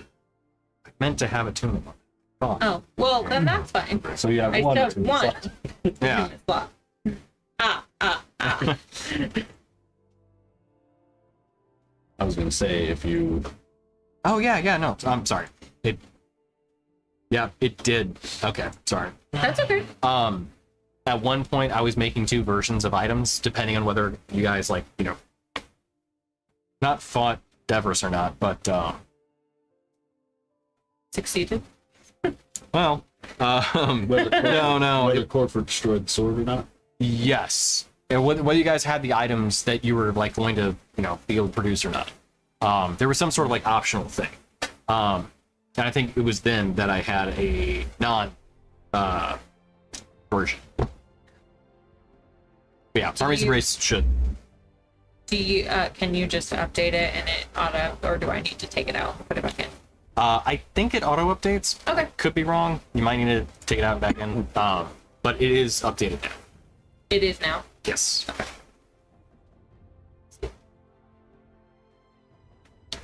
So, as you guys receive the items and a month passes, you are now in what would be.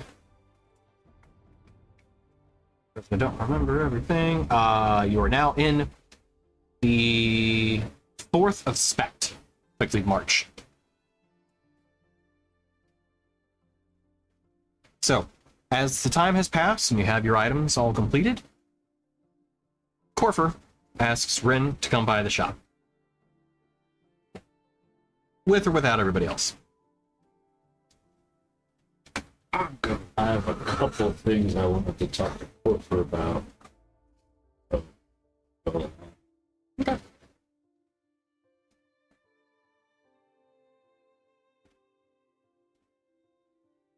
Aha, there it is. Got it. Do you have to I remove had ad? to take it and Okay, add it back gotcha. in. Yeah. Wish it wouldn't do that, but I guess it's a version that it stores, because it sequentially stores stuff. I mean, that makes sense. Yeah. But yeah, it's in there. Nice, cool. So, Once. so as you go by the shop, Corfer first, and oh, hey, thanks for coming by.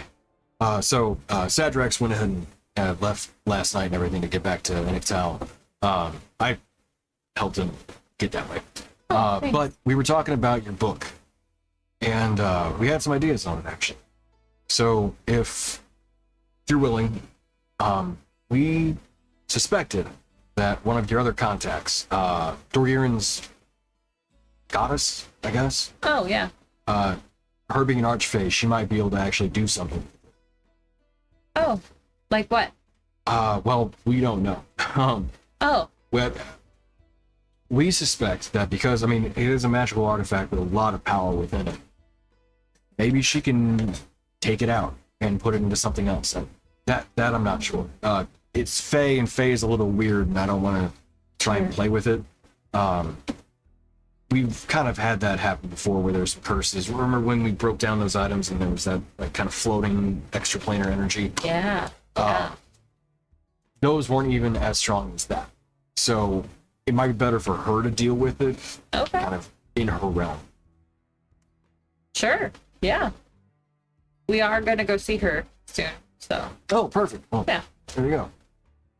Well, thanks. Yeah, I will definitely do that. I will keep it in my possession. Not attuned. It's probably for the best. How'd everybody like the items, by the way? They're snazzy, Corfer. Yeah. I mean, some of your best work, I must say. Full disclosure, wasn't just me. Sadrax is, I mean, brilliant. I don't know where he came from, but like that man has a mind. Yeah, he seems kooky, but like really smart. Yeah, honestly. I feel like he sees into other planes or something. Yeah. Something like that. Really like Strux. Yeah. It's one of those people where you meet them and you're like, I don't necessarily believe, like, okay, so reincarnation does exist, but like as a whole concept, like, I feel like that man is beyond his years, kind of thing. Mm-hmm. So, I don't know. Something interesting about him. Another genie? I don't know about that. But something interesting. In any case, though, his I'm glad ideas... I could introduce you to.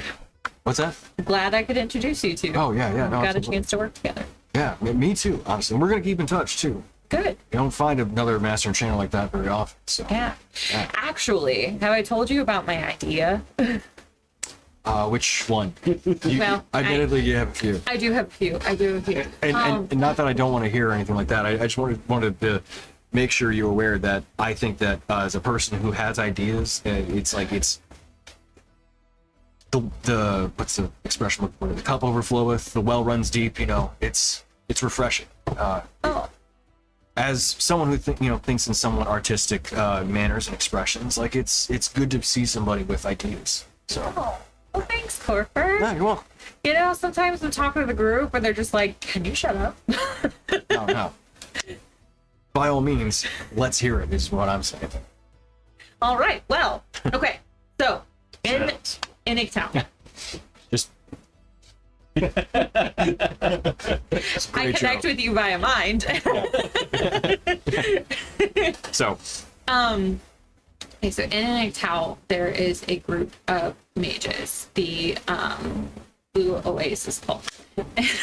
Blue Oasis Guild. Blue Oyster Cult. I'm Blue familiar. Oyster Cult. No, I'm familiar with them. Their symbol is a cowbell. Well, I've connected them with some mages that we met on the Isle of Eternal Shadow. And we've connected them with some mages that still are in Metropolis. They were kind of the underground movement there and are trying to like bolster the city and bring magic back slowly but surely. I've heard about that actually. Yeah. Yeah, and so turns out there was a false god set up a situation there, was pretending to be Kale. Not Kale. It was Ashery. It was a whole thing. We had to kill her like right hand person. It was rough. Okay. Yeah. But it's fixed now, and the rightful angel thing is in place. All right. So that's good. Yeah. Anyway, Yeah, absolutely. and then there's another group of mages that we've come across or been informed of, and I just have this idea of like, we are stronger together. We're like bouncing ideas, like you and Sadrax working together, like you accomplish so much. And I just think that there's something really cool about connecting all of our minds together. And like we connected the Isle of Eternal Shadow mages, and they're working with the Blue Oasis Guild to help us track Kybereth and the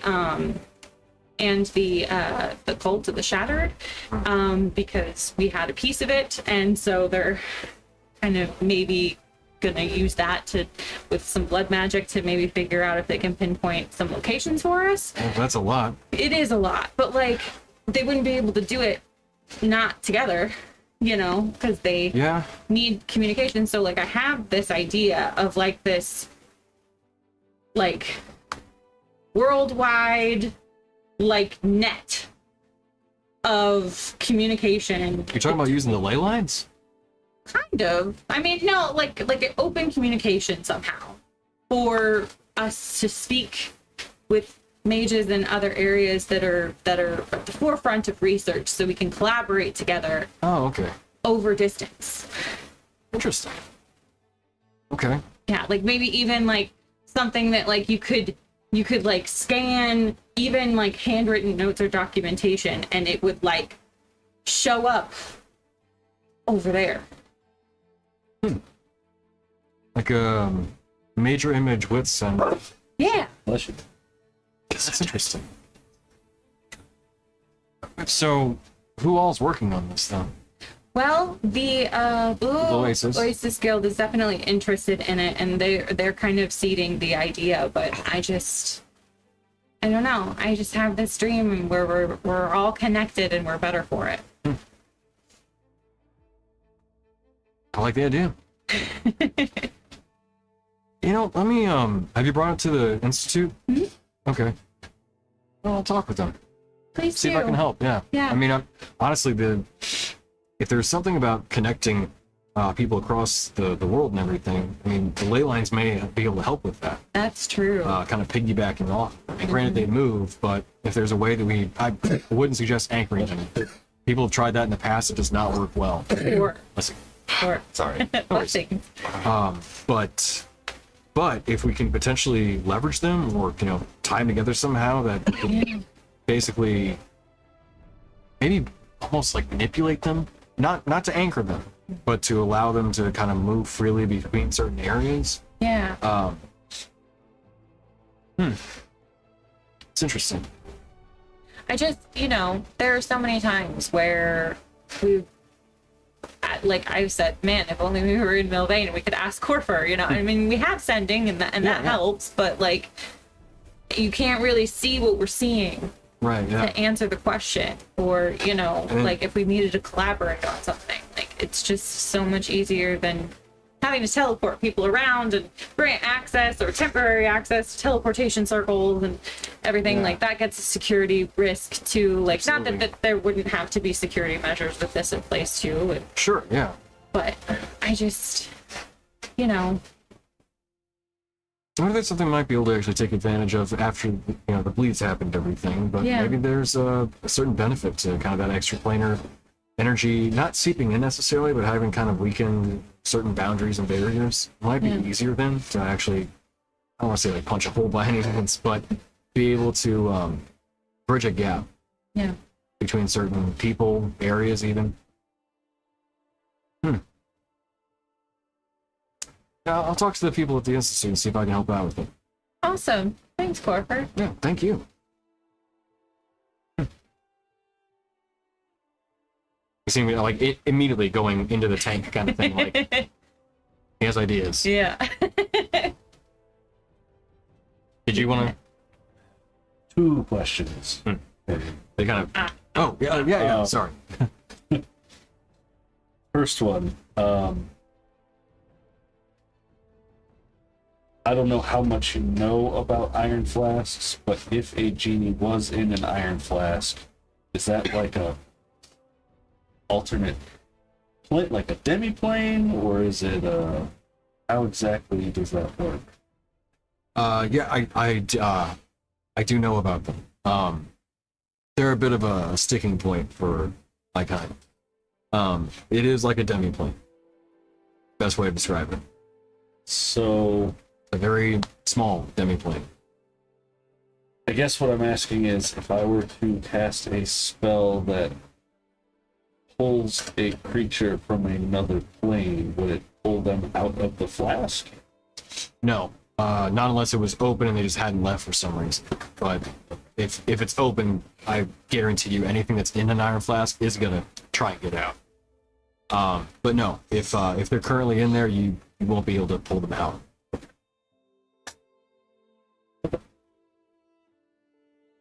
What were you thinking, if I may ask? Well, we have an issue that we need to deal with. We need to get a hold of the Tosh. I thought he was destroyed. Only mostly destroyed. Well, wait, you guys said you beat him, and then... What was it? The guy. Oh, Master Bar guy. Yeah, him. I thought he took him and, like, killed him or something. Well, we were in Ictal, Varga appeared and had a Tosh with him. And sucked him into the blast. Oh. Got that mixed up. Huh, okay. That's why we've been asking for an iron flask. I'm aware, it's just that... I mean, we totally understand it's a hard boundary. Yeah. So. Like, we really don't. Like, we gotta get him back to Daddy Summer. Yeah. It's not really gonna be fun for anybody, but, you know, you make deals, sometimes you gotta do unpleasant stuff. Yeah, yeah. Well, have you tried summoning him? We think that Medusius can, and keep him still long enough for the Archway of Summer to also come and be present in that same moment. Ah, gotcha. Hopefully, time it right.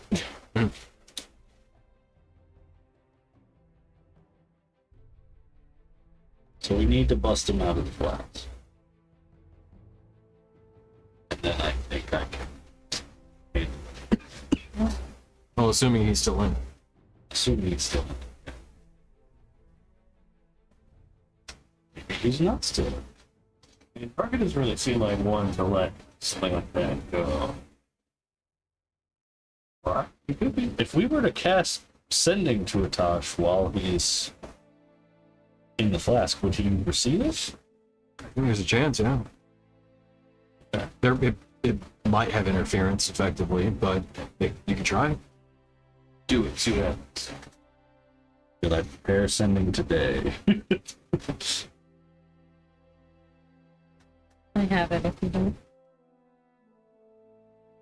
I did prepare Sending today. Actually, Itash has no idea who I am because that all happened. Oh, yeah, before you I weren't joined here the for that. party. So, I mean, if you think he'll talk to a random stranger, then I could. Hi, cast this it. is totally a random stranger, not affiliated with any party you may know previously. Is this Tony's Pizza? Looking for a pie. Just keep calling him back. I got a memo. So, did you want me to do it? Yeah, I'll cast Sending to Itash. he might be curious. And I'll just say, Atash, are you still in an iron flask? And would you like to get out?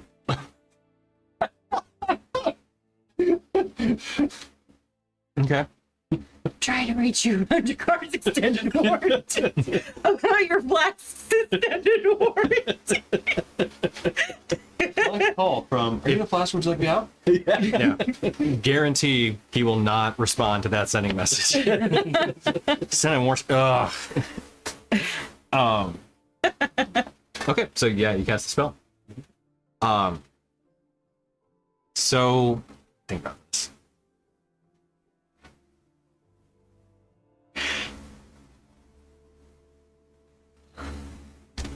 Roll the D1000. I don't think I have enough D10s to make that happen. Sending. Actually, I probably do. Come to think of it. Sending You know, I says do. if he's not on this plane, there's a 5% chance the message doesn't arrive. Okay, yeah. Go ahead and roll that then. Have you roll it? Ooh, not on this plane, huh? So as long as it's not a 1 on a d20. True. Of course, I roll a nat 20 on that one. Or a 20. because it's the 5% high. Yeah, whichever you want to. I feel like if it's not gonna work, then it should be the low. Okay, I know. It's like metric versus imperial. Yeah, right. But it is funny. It's like of the polar. Right, we could do either one. Yeah. So.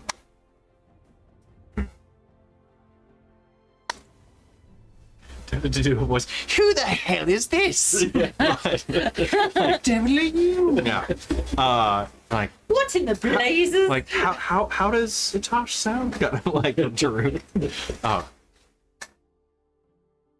Oh. You do get a response. I now need you to create a character with that voice. Bloody hell. Who the hell is this? That's Varga's original home. It's very Frieza. Yeah. Yeah. As we beat him down, he reverts to his normal voice. He can't keep up the facade. So you do get a response back. Who the nine hells is this?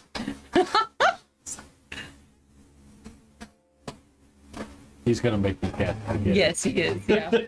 Absolutely. I mean, you could go with the you don't need to know, just someone who wants to help. I'll cast it again. That fiery friend. See if it works. Oh, that isn't that one.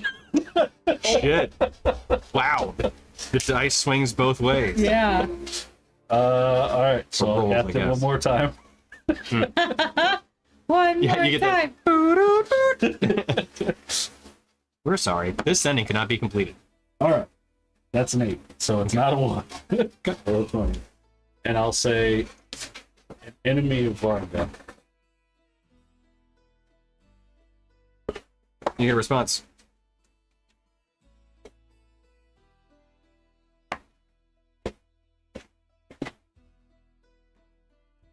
Baby. I don't want anything to do with that little worm.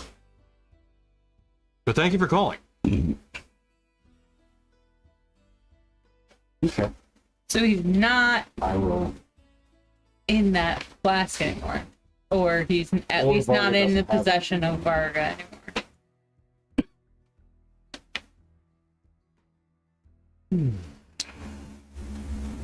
If we can get a diamond worth 5,000 gold, I think that's the third. What do you mean?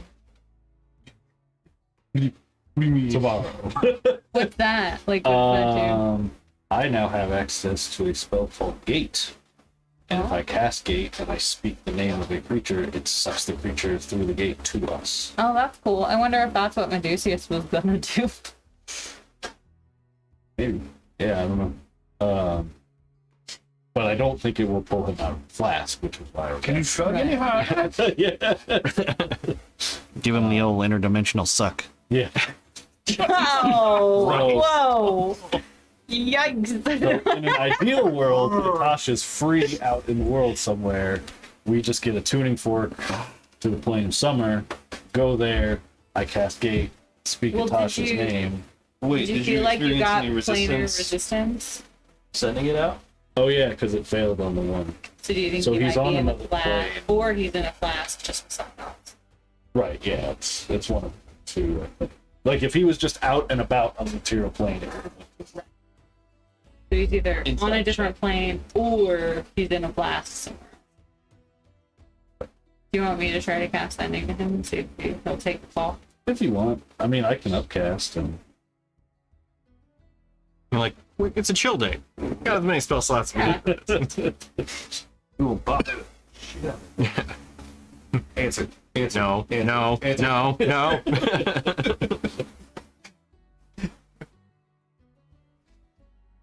These spam calls are getting out of hand. Keep declining, but they keep calling. Keeps getting longer and longer and longer. trying to think if there was no. Oh, we gave Chris the ball the quarter. We did. Oh, I forgot. I forgot to print it off.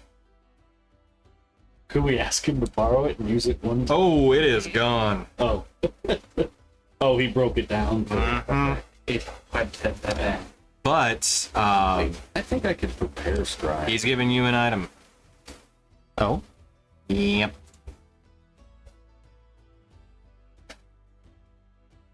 Can't believe I forgot to print out. Again, told myself, don't forget, and I did. I free to print that out. Yeah, thanks. What level spell is Scry? 3rd level? 4th level?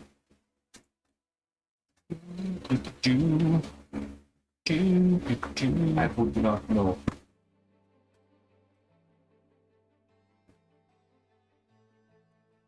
It's 5th level.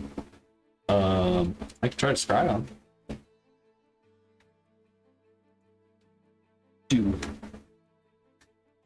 Well, I don't have it prepared, so. Take a nap and then do that's it. We'll have a nap. Zinfire's scrying. What'd you say? We'll have a nap then. Zinfire's scrying. Yeah. Shenanigans.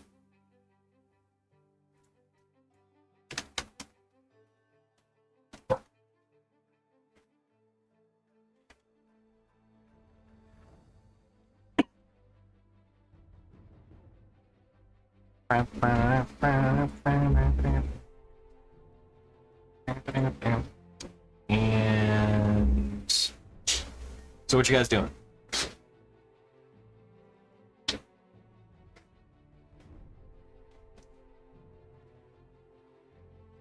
Actually, you know what? I'm gonna retract that.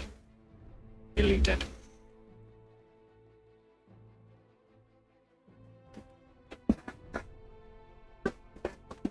helping out around the town.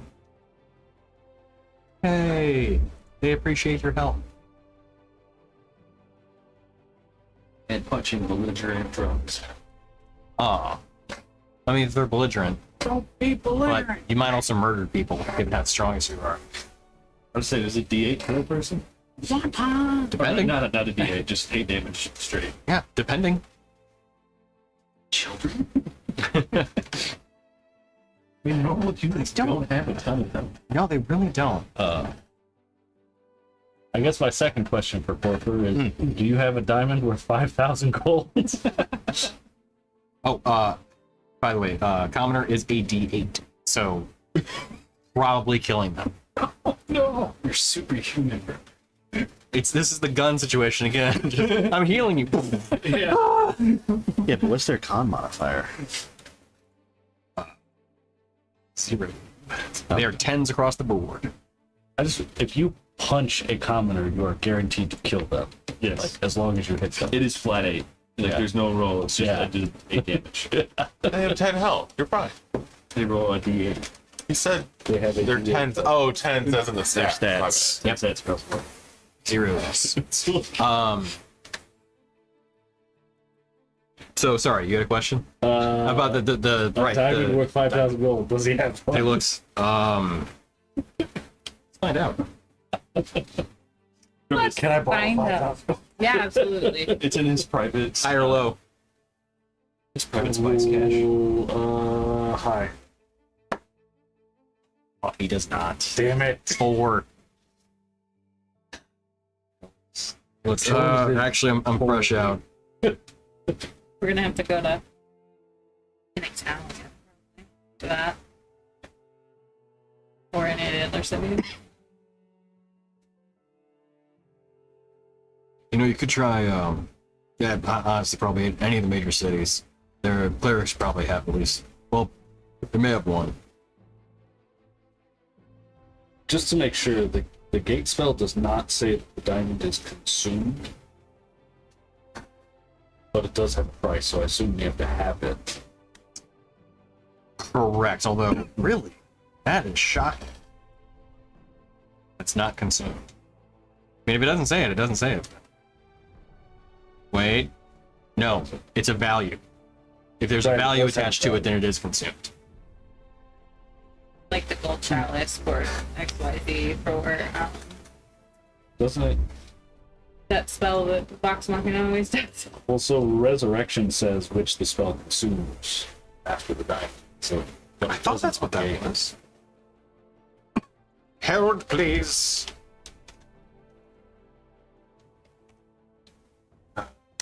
Seems that material components.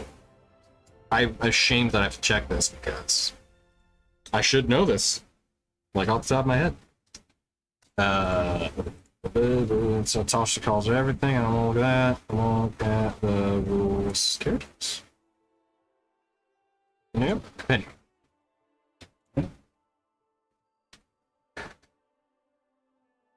Components. There we go.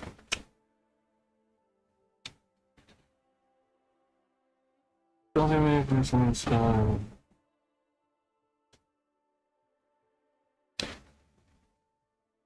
no, I'm sorry, I'm getting stuff mixed up. But if its cost is indicated for the component, character must have a specific component for he or she can cast a spell. If the material states, if the spell states material components to be consumed by a spell, caster must provide a component for each casting, which I think you are correct. So that Yeah, is because like I said, resurrection specifically says, diamond worth 1,000 gold, Yeah, which yeah. the spell consumes. right, for sure. Gate does not have that last. Yeah, no. So yeah, once you got it, you can cast it. I guess Danger of once per day, carrying but that yeah. rock around. You should like fasten it into your breastplate. Will you marry me? Are you going to give me the rock?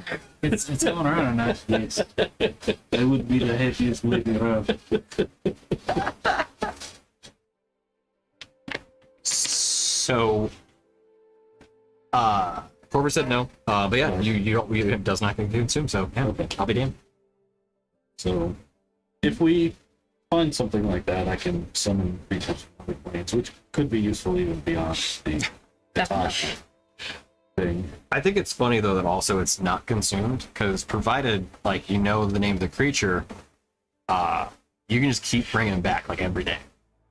Hey, talk to us. They just walk back around, but I assume. Yeah, it says they don't, you can't control how they act, and they could just leave immediately. So, Right. They have. Oh, ability to interesting. do so. but I could summon them through and just drop concentration so they can't go straight back through the portal. But deities or other planar rulers can prevent portals created by the spell from opening in their presence or anywhere within their domain. That is true. Interesting point. So, I couldn't summon something that, Luciana didn't want on them. Right. Or you'd be like, I'm gonna get one of the Archfey. Like, no, you're not. Not unless they want you to. Right. Yeah. Okay, I was thinking of like Yeah, the oh. season specifically. Right, yeah. we're gonna call Jack Frost. Here, bring him here. Yep. Hey, can we borrow you for like? But is that his an hour? real name? That's an important. I feel like we know him well. That would be cool, though. We are how Jack gets around the barrier issue. He just calls us Summon anytime he back wants to come to the material plane. All right, we'll summon you. Let me put pants on. Bring me Coco, though. If you bring me Coco, I won't. I mean, your choice. Yeah, your preference, yeah. So, did somebody else want to send a sending? Forgot that part. I don't think so. Okay. Unless you wanted to try contacting him again. No, but like for real, are you in a blast? Asking for a friend. I'll cast sending at 4th level. Just Oh boy. It's been days, right? that's not 20. My spell wore off. Pendulum swings wide today. And I'll just say, the offer to get you out of a flask still stands. To Atash. Yeah. As he sends back. I appreciate that. Thank you. You're too kind. Give his neutral responses. What makes a man turn neutral? I feel like he's not anymore. I am 90. 93% sure. I didn't. When He's gonna end with, now stop sending to me. 94% sure. I cast sending again, and I say, okay, I won't cast sending anymore.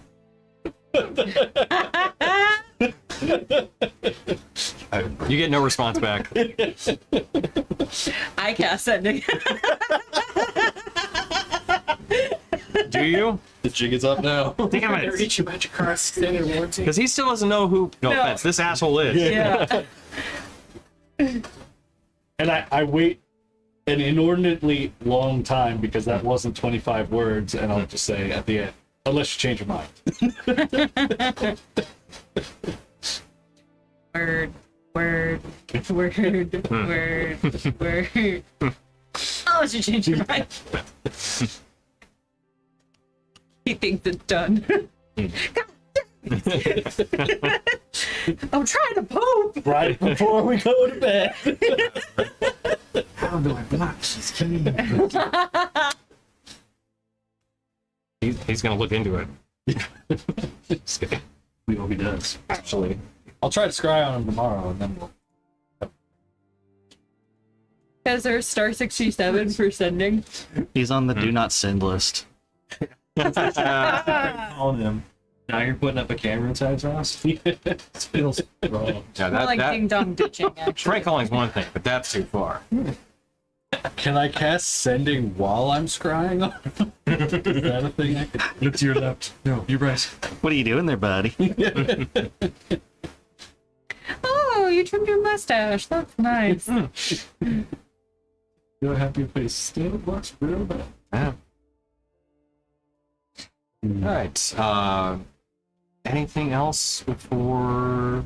Whatever you guys want to do is what you want to do. I don't have anything else really necessarily prepared for the rest of the session. I want to coordinate with the bard school to get another bard out here. Okay.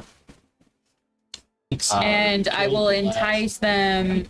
I will entice them with exclusive rights to my journal and the stories of the Moonstone Guard. Okay. Saw that turn. Which college do you contact? The one with the undead lady in the town. The ship. To Okay. the port city. The seafaring. Coast Room, right? No, that was Star Cities. Star City. Yeah. Okay. So the Longhouse of the Skull Darnier. Yeah. All right. Cool. That one. Okay. They ask how quickly, and do you have a preference of what kind of bard? The kind that doesn't backstab. Yeah, preferably one that won't backstab us for a cult. One that could sing the pants off of any tavern. And one that'll do our stories justice. And timing whenever they can get here, but we are probably going to be here for about a month, so Oh, so it's early. I would have, really early on. So, I mean, if you want the journal from me personally, get here before then. If not, I will leave it in the care of the Copper Rose's owner, Rose. They indicate that they will get there. They will get one there within I think 2 weeks is the travel time. 2 weeks. Anyone? Full recall? No. Yep. All right. Is that when he's traveling to the moon? Or, I know Mars? Quaid start the reactor. See you with the party, Richter. Playing with all right, forget it. Seeing 3 boobs in that movie. That's good. Oh my god, magical. 3 boobs. Let's see. So this would be 3, 4. A little. About 2 weeks. I always forget because I'm like, I have to remember what the distances are, and that you're traveling based on foot too. So, like, yeah, about 2 weeks, between 2 and 3 weeks, before the end of the month for sure. Have them bring me some of those bear claws. From the baker shop, absolutely. From the Hobgoblin Bakers. I will get an NPC to get it for you. They're out of bear claws. They only have a box of starving crazed weasels. They only have what? A box of starving crazed weasels. I don't know that reference. It's a Weird Al reference. The bear claws would be stale by the time they got. That's okay. Okay. What if they're put in a bag of holding or colding? Well, bag of holdings aren't so easy to come by, unfortunately. We are special at that. We are hearts hunters. But if we cast Revivify on food, You know what? Actually, gimme. Would that just turn it back into like meat? could I heal the food?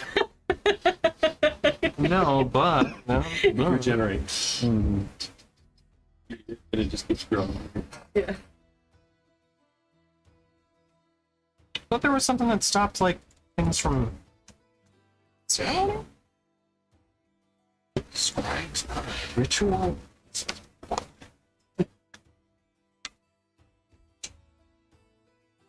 Maybe not. All right. Well, anyway. Okay.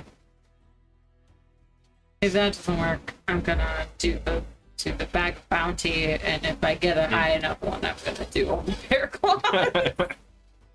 Then the rest go into the bag of holding. Yeah. Fair. Is there a bag of heating up like it's a microwave? There isn't, but we can make it. A bag of thawing. Yeah. Bag of warming.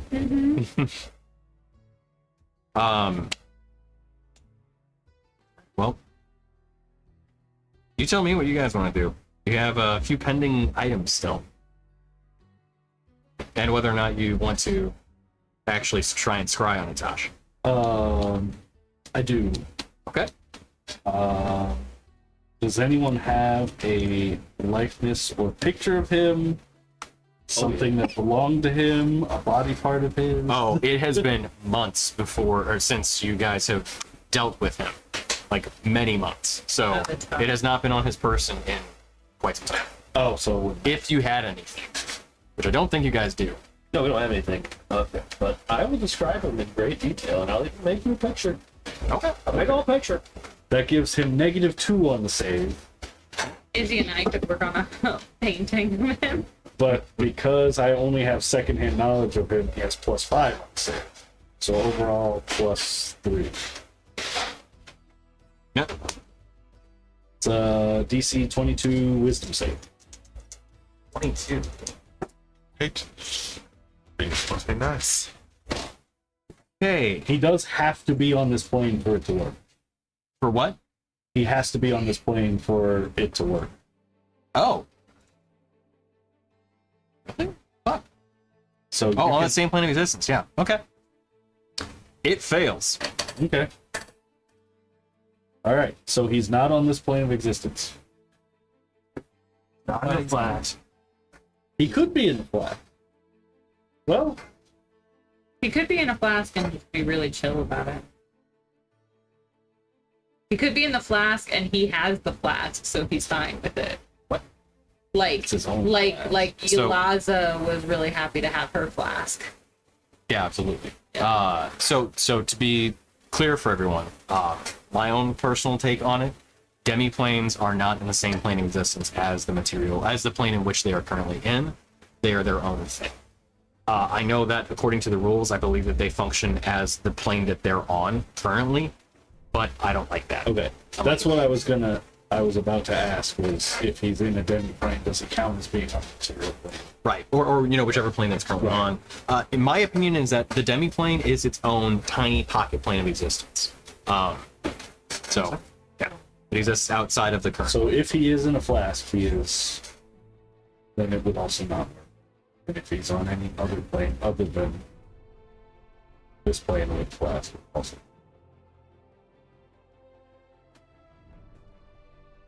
Cast find Itash.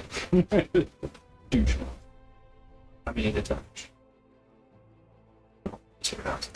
It's for myself.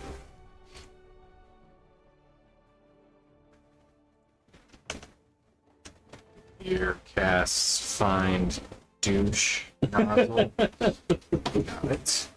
And make bard NPC or Rin.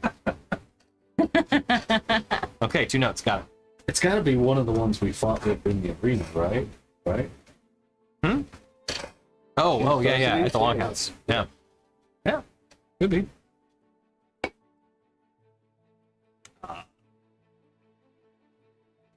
I have their names in my notes somewhere, but that was one. Your cast divine intervention. It works. Are we trying to find a way around Medusius? Is that what we're doing here? I was just trying to find the fastest, easiest way to get him to the plane or something. But if we gotta talk to Snakeles McGee, we can. So here's the thing. Odysseus is at her house, so I could call her here right now. Probably she wouldn't be happy about it. She's also been working on her thing for almost a year now at this Yeah. point. If I reattune to the book and then use the book, I could cast planar binding and try to bind Atash to my service. No. Does he have to be present? What was that? though? You're a little vague on your feelings. You attempt to bind a celestial, elemental, fae, or fiend that to what I your said? service. The creature must be within range. Oh, sorry. Nope, can't do that. 60. Never mind. I thought it just pulled them You're here. giving me a 1-2. Gate, planar binding. Yeah.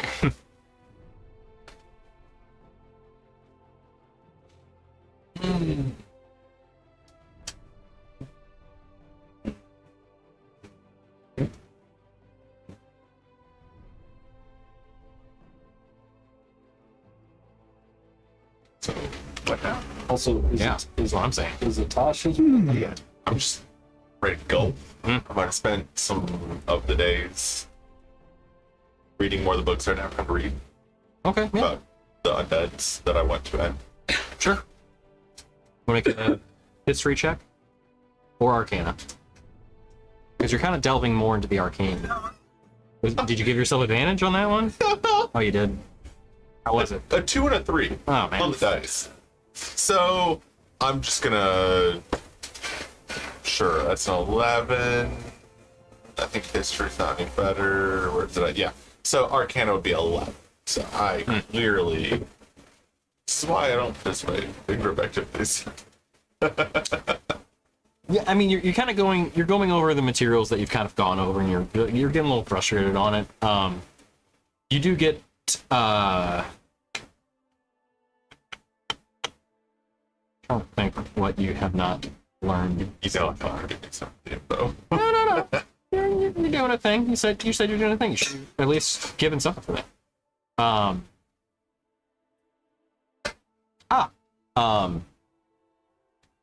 You do find some details, not specifically about Lichdom, but about other undead, detailed in some of the tomes around Necron's schools. And one name does come up that you happen to recall.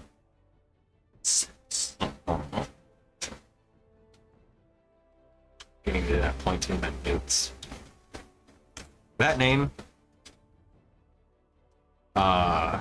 is-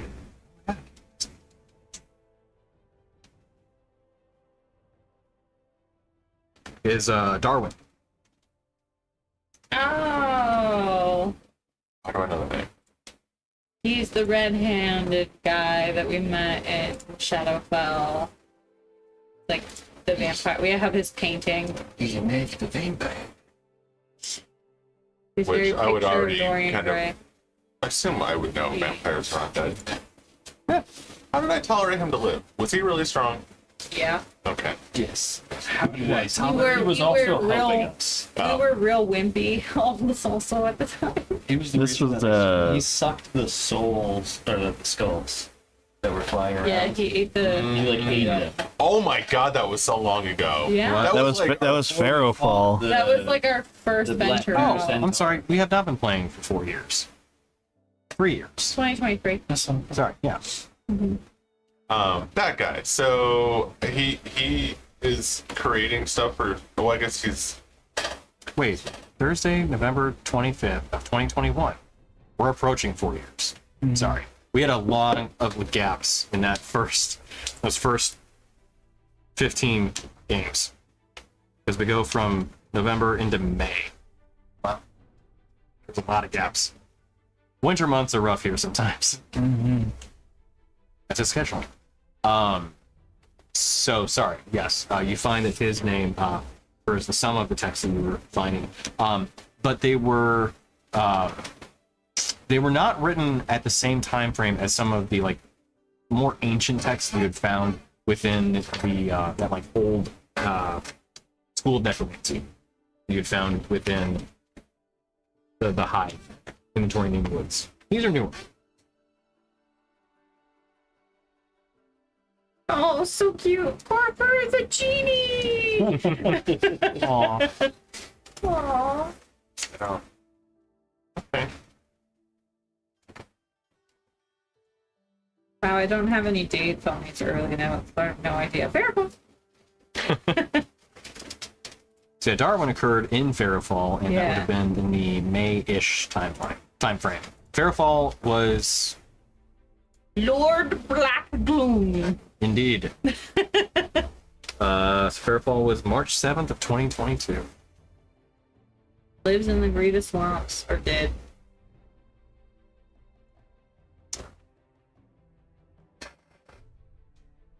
So what do you guys want to do? We have a little bit of time left. What was he doing? What'd you say? What'd you find out about him? There were some notes regarding Darwin being a study within some of these areas of the necromancy schools. Kind of makes sense considering he's an undead vampire. He was You know also him studying from before things. Barrel Fall. Agreed to those sessions. He did. So, In the caravan camp. We did. yeah. He was Yeah, I just thought passing this would be a through. bigger deal. than talked to he's me? been dog existence. I never did go find out who was in the mountain. Sure didn't. Are they still there? Can I go find them? Maybe. I wanna go check over this month. Okay, you're going by Ortharm then. Weren't we also supposed to go to the Dwarven city one time? Coaster. Yep. We did. You did. Yeah. It was a while ago. Yeah. Yeah, it was the one that was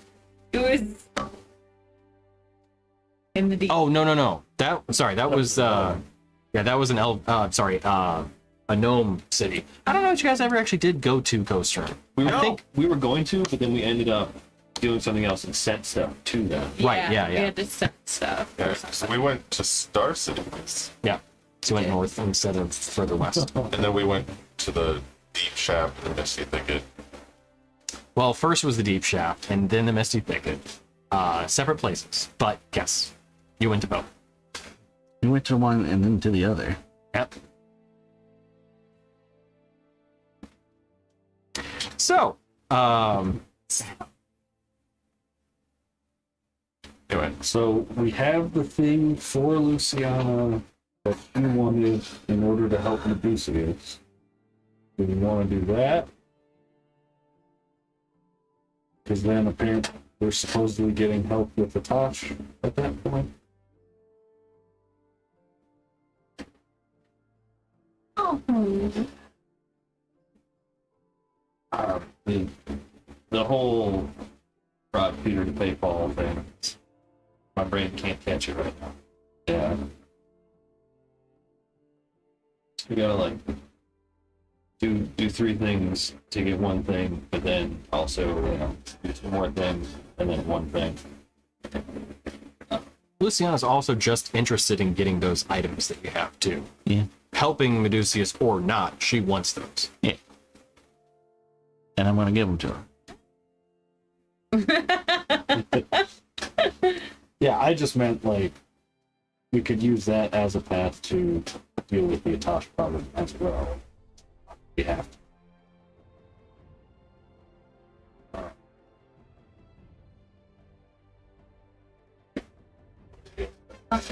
He's got a list of things we got to do here. Yeah, take items to Luciana. Medusa summons a Tosh and creates her weapon in Luciana's realm. Get a Tosh for the Summer Archfey.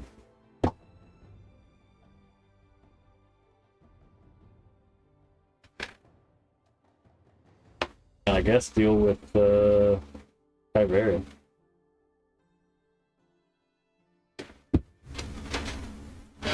That's all I can. It's like, that makes me right. So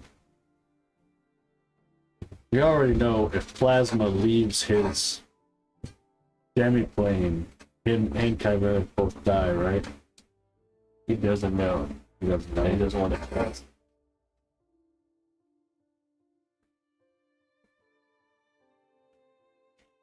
I'm not saying that because we like Plasma, but I could, if we get the 5,000 gold diamond, I could also call Plasma into this plane.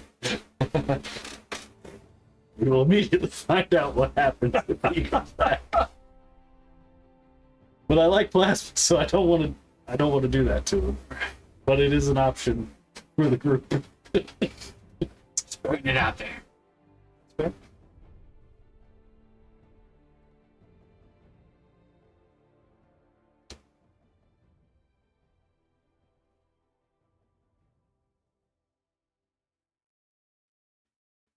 Um,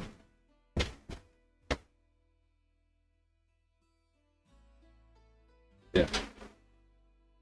I mean, if I'm being honest, I don't particularly want to help Lucius. But I'm cool with giving the stuff to Luciana, regardless. Would Luciana help us by summoning a Tosh and then summoning the Archbishop, summoning and then giving that Tosh to the Archbishop, summoning and sending him out of the realm? Who could ask? You'll prey on your maul or something. Right, sweet nothings. And then smash them into the ground. That's how you send messages, right? He just writes a prayer on a rock and then smashes it. Yeah, in the moonlight ball.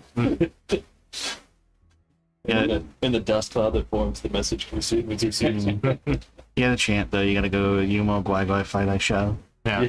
Like like Uncle. So, how do you want to handle that? I can try and ask. I can try and ask. Okay. Is it night yet? Over, yeah, the course of the month, you have plenty of nights where you could. Oh, yes. okay. I go out. I climb onto the roof of the tallest building in town. Okay, that'd be the Institute. It's gonna only go terribly. And then, you know. Boo. All right, right on. Make a D100 check as you try to call out to Luciana.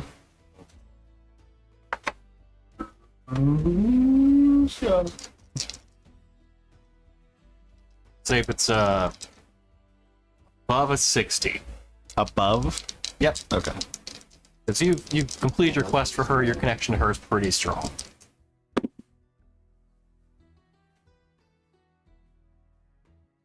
I think those are zeros. It would have been a 7. 7? Those are zeros, right? Yes. So you got a 7 and 2 zeros. So 7. 7. All right. Yeah, so you move real, and there's you hear someone kind of shout up from beneath you. Okay. Well, yeah. I'm alright. I'm just trying to talk to the moon over here. To the moon. To the moon. Yeah, He really like gets it from below. It's like, all right. rusty voice. You hear that kind of right. See the person like walking away, like vaguely in the night. It's like, I'm They're like, in town. no. Minotaur on the roof. I'm not asking questions. It's a giant Minotaur howling at the moon. Nope. Nope. If you want to try to get the next day, roll again. Roll again now. Yeah. Oh, okay. You gotta Just pick different You times. gotta You find don't out want to be at set schedule. Go what what the Yeah. moon phase is, and then see if you have to do any specific rites or rituals. It's Try probably to cast sending to Luciana if you want. No. You can't do that to deity. It doesn't work that way. it's probably that jealous moon, Cynthia, Salenthia, yeah. That bitch getting in the way. getting in the way. Show her She's some gotta light learn. rays. She's gotta understand that she's second place. Yeah, Round. I gotta hold my maul out like an antenna. On night 2, holding your wall out like an antenna. We'll keep it at 60 as the check. Above a 60. Oh, that's not nice memories. You're trying to find Moonstone or using your maul, As a divining rod. Yeah. running through town in the middle of the night.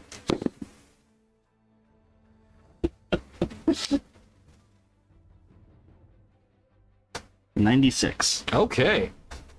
So, you can't help but think, yeah, I mean, clearly it's the moon, like the maul working as a divining rod to kind of antenna your way up to Luciana.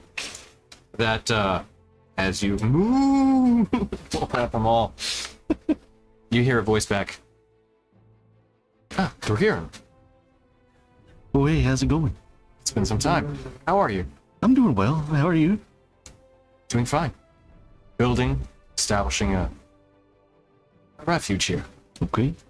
Well, there's a couple of things. One, we got your moat of water and the seed of germination you requested. Hear like this kind of almost an excited tone in her voice, which like you've never heard before. You do? Yeah. We're finishing up some things in Milvaen real quick, and then we're gonna head to the portal. Oh, good. Yeah, that's as soon as you can. This is such wonderful news. And then was I told about the book, the hag book that she might be interested in? I'll leave that up to you And guys. the other part was to ask her if she could help us with finding Atash and essentially getting him to the. I'd say what Vadir said absolutely. I'll leave it up to you guys on the book. Collectively, if you think you would have been there during this conversation, I'd say so. But if not explicitly, then I didn't say I was, so I Okay. mean, I'm not gonna retcon it now and be Okay. like, oh yeah, I was totally there. gotcha. So yeah, maybe not this time, but yeah, from Vadir, absolutely. That was on the Atash matters. So would Rin and Daruk have mentioned anything about the hag book, or was that gonna be like a later thing?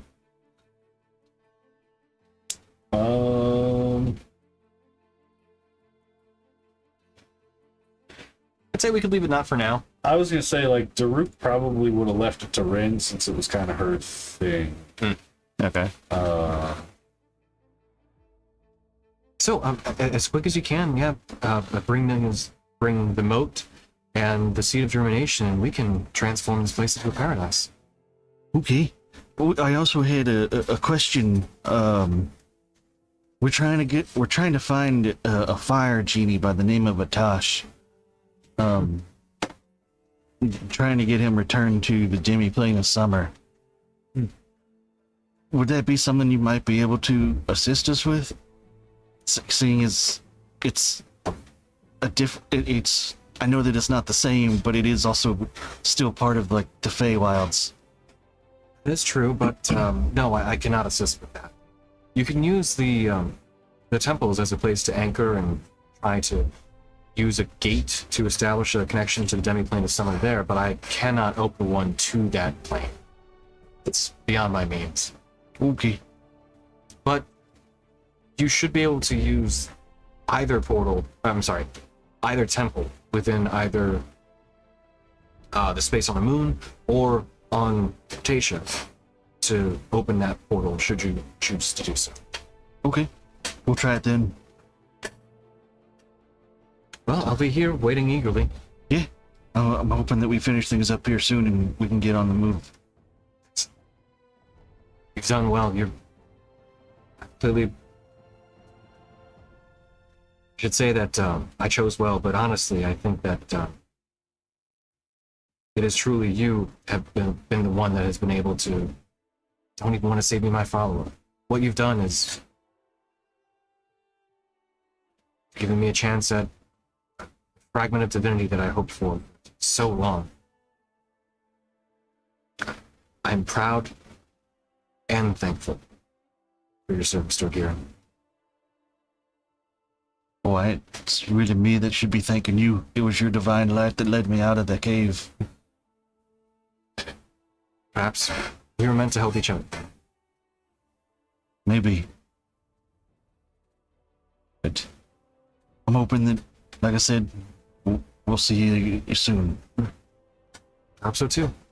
It'll be nice to see you again. I look forward to it.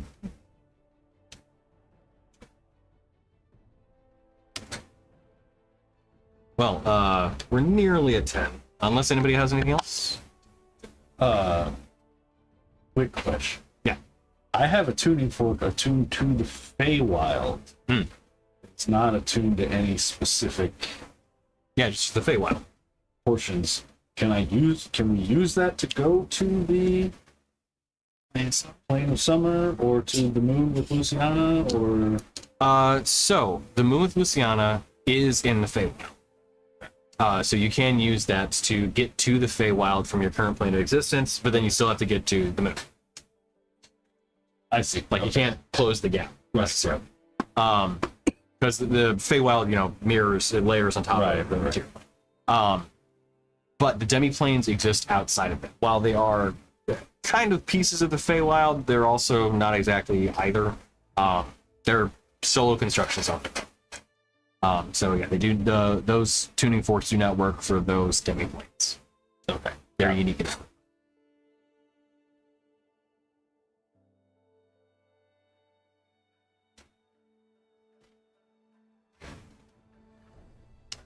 Anything else before we call it then? Oh, all right. Well, we'll get into it next time. We'll probably talk a little bit in terms of what all you guys want to do, so we can have a bit of a roadmap for this next little bit. But yeah, we'll go ahead and call it a night there. So, thank you all for tuning in. Thank you all for playing the game, of course, and hope you guys like the items and all that. I had fun making them and everything. Thank you. Awesome work. Yeah, absolutely. Yeah. It was a lot of fun They're making. really incredible. I did try and make a couple of the ones that were unique, customized for you guys, and everything. So glad you guys like it. So cool. All right, well, we'll go ahead and call it there. We'll be back next week and continue the adventure of the Moonstone Guard as they kind of sort matters out and ready themselves for what will ultimately probably be the last arc or two of the adventure. But we'll see how that all shakes out in the end. Story's still yet to fully be told.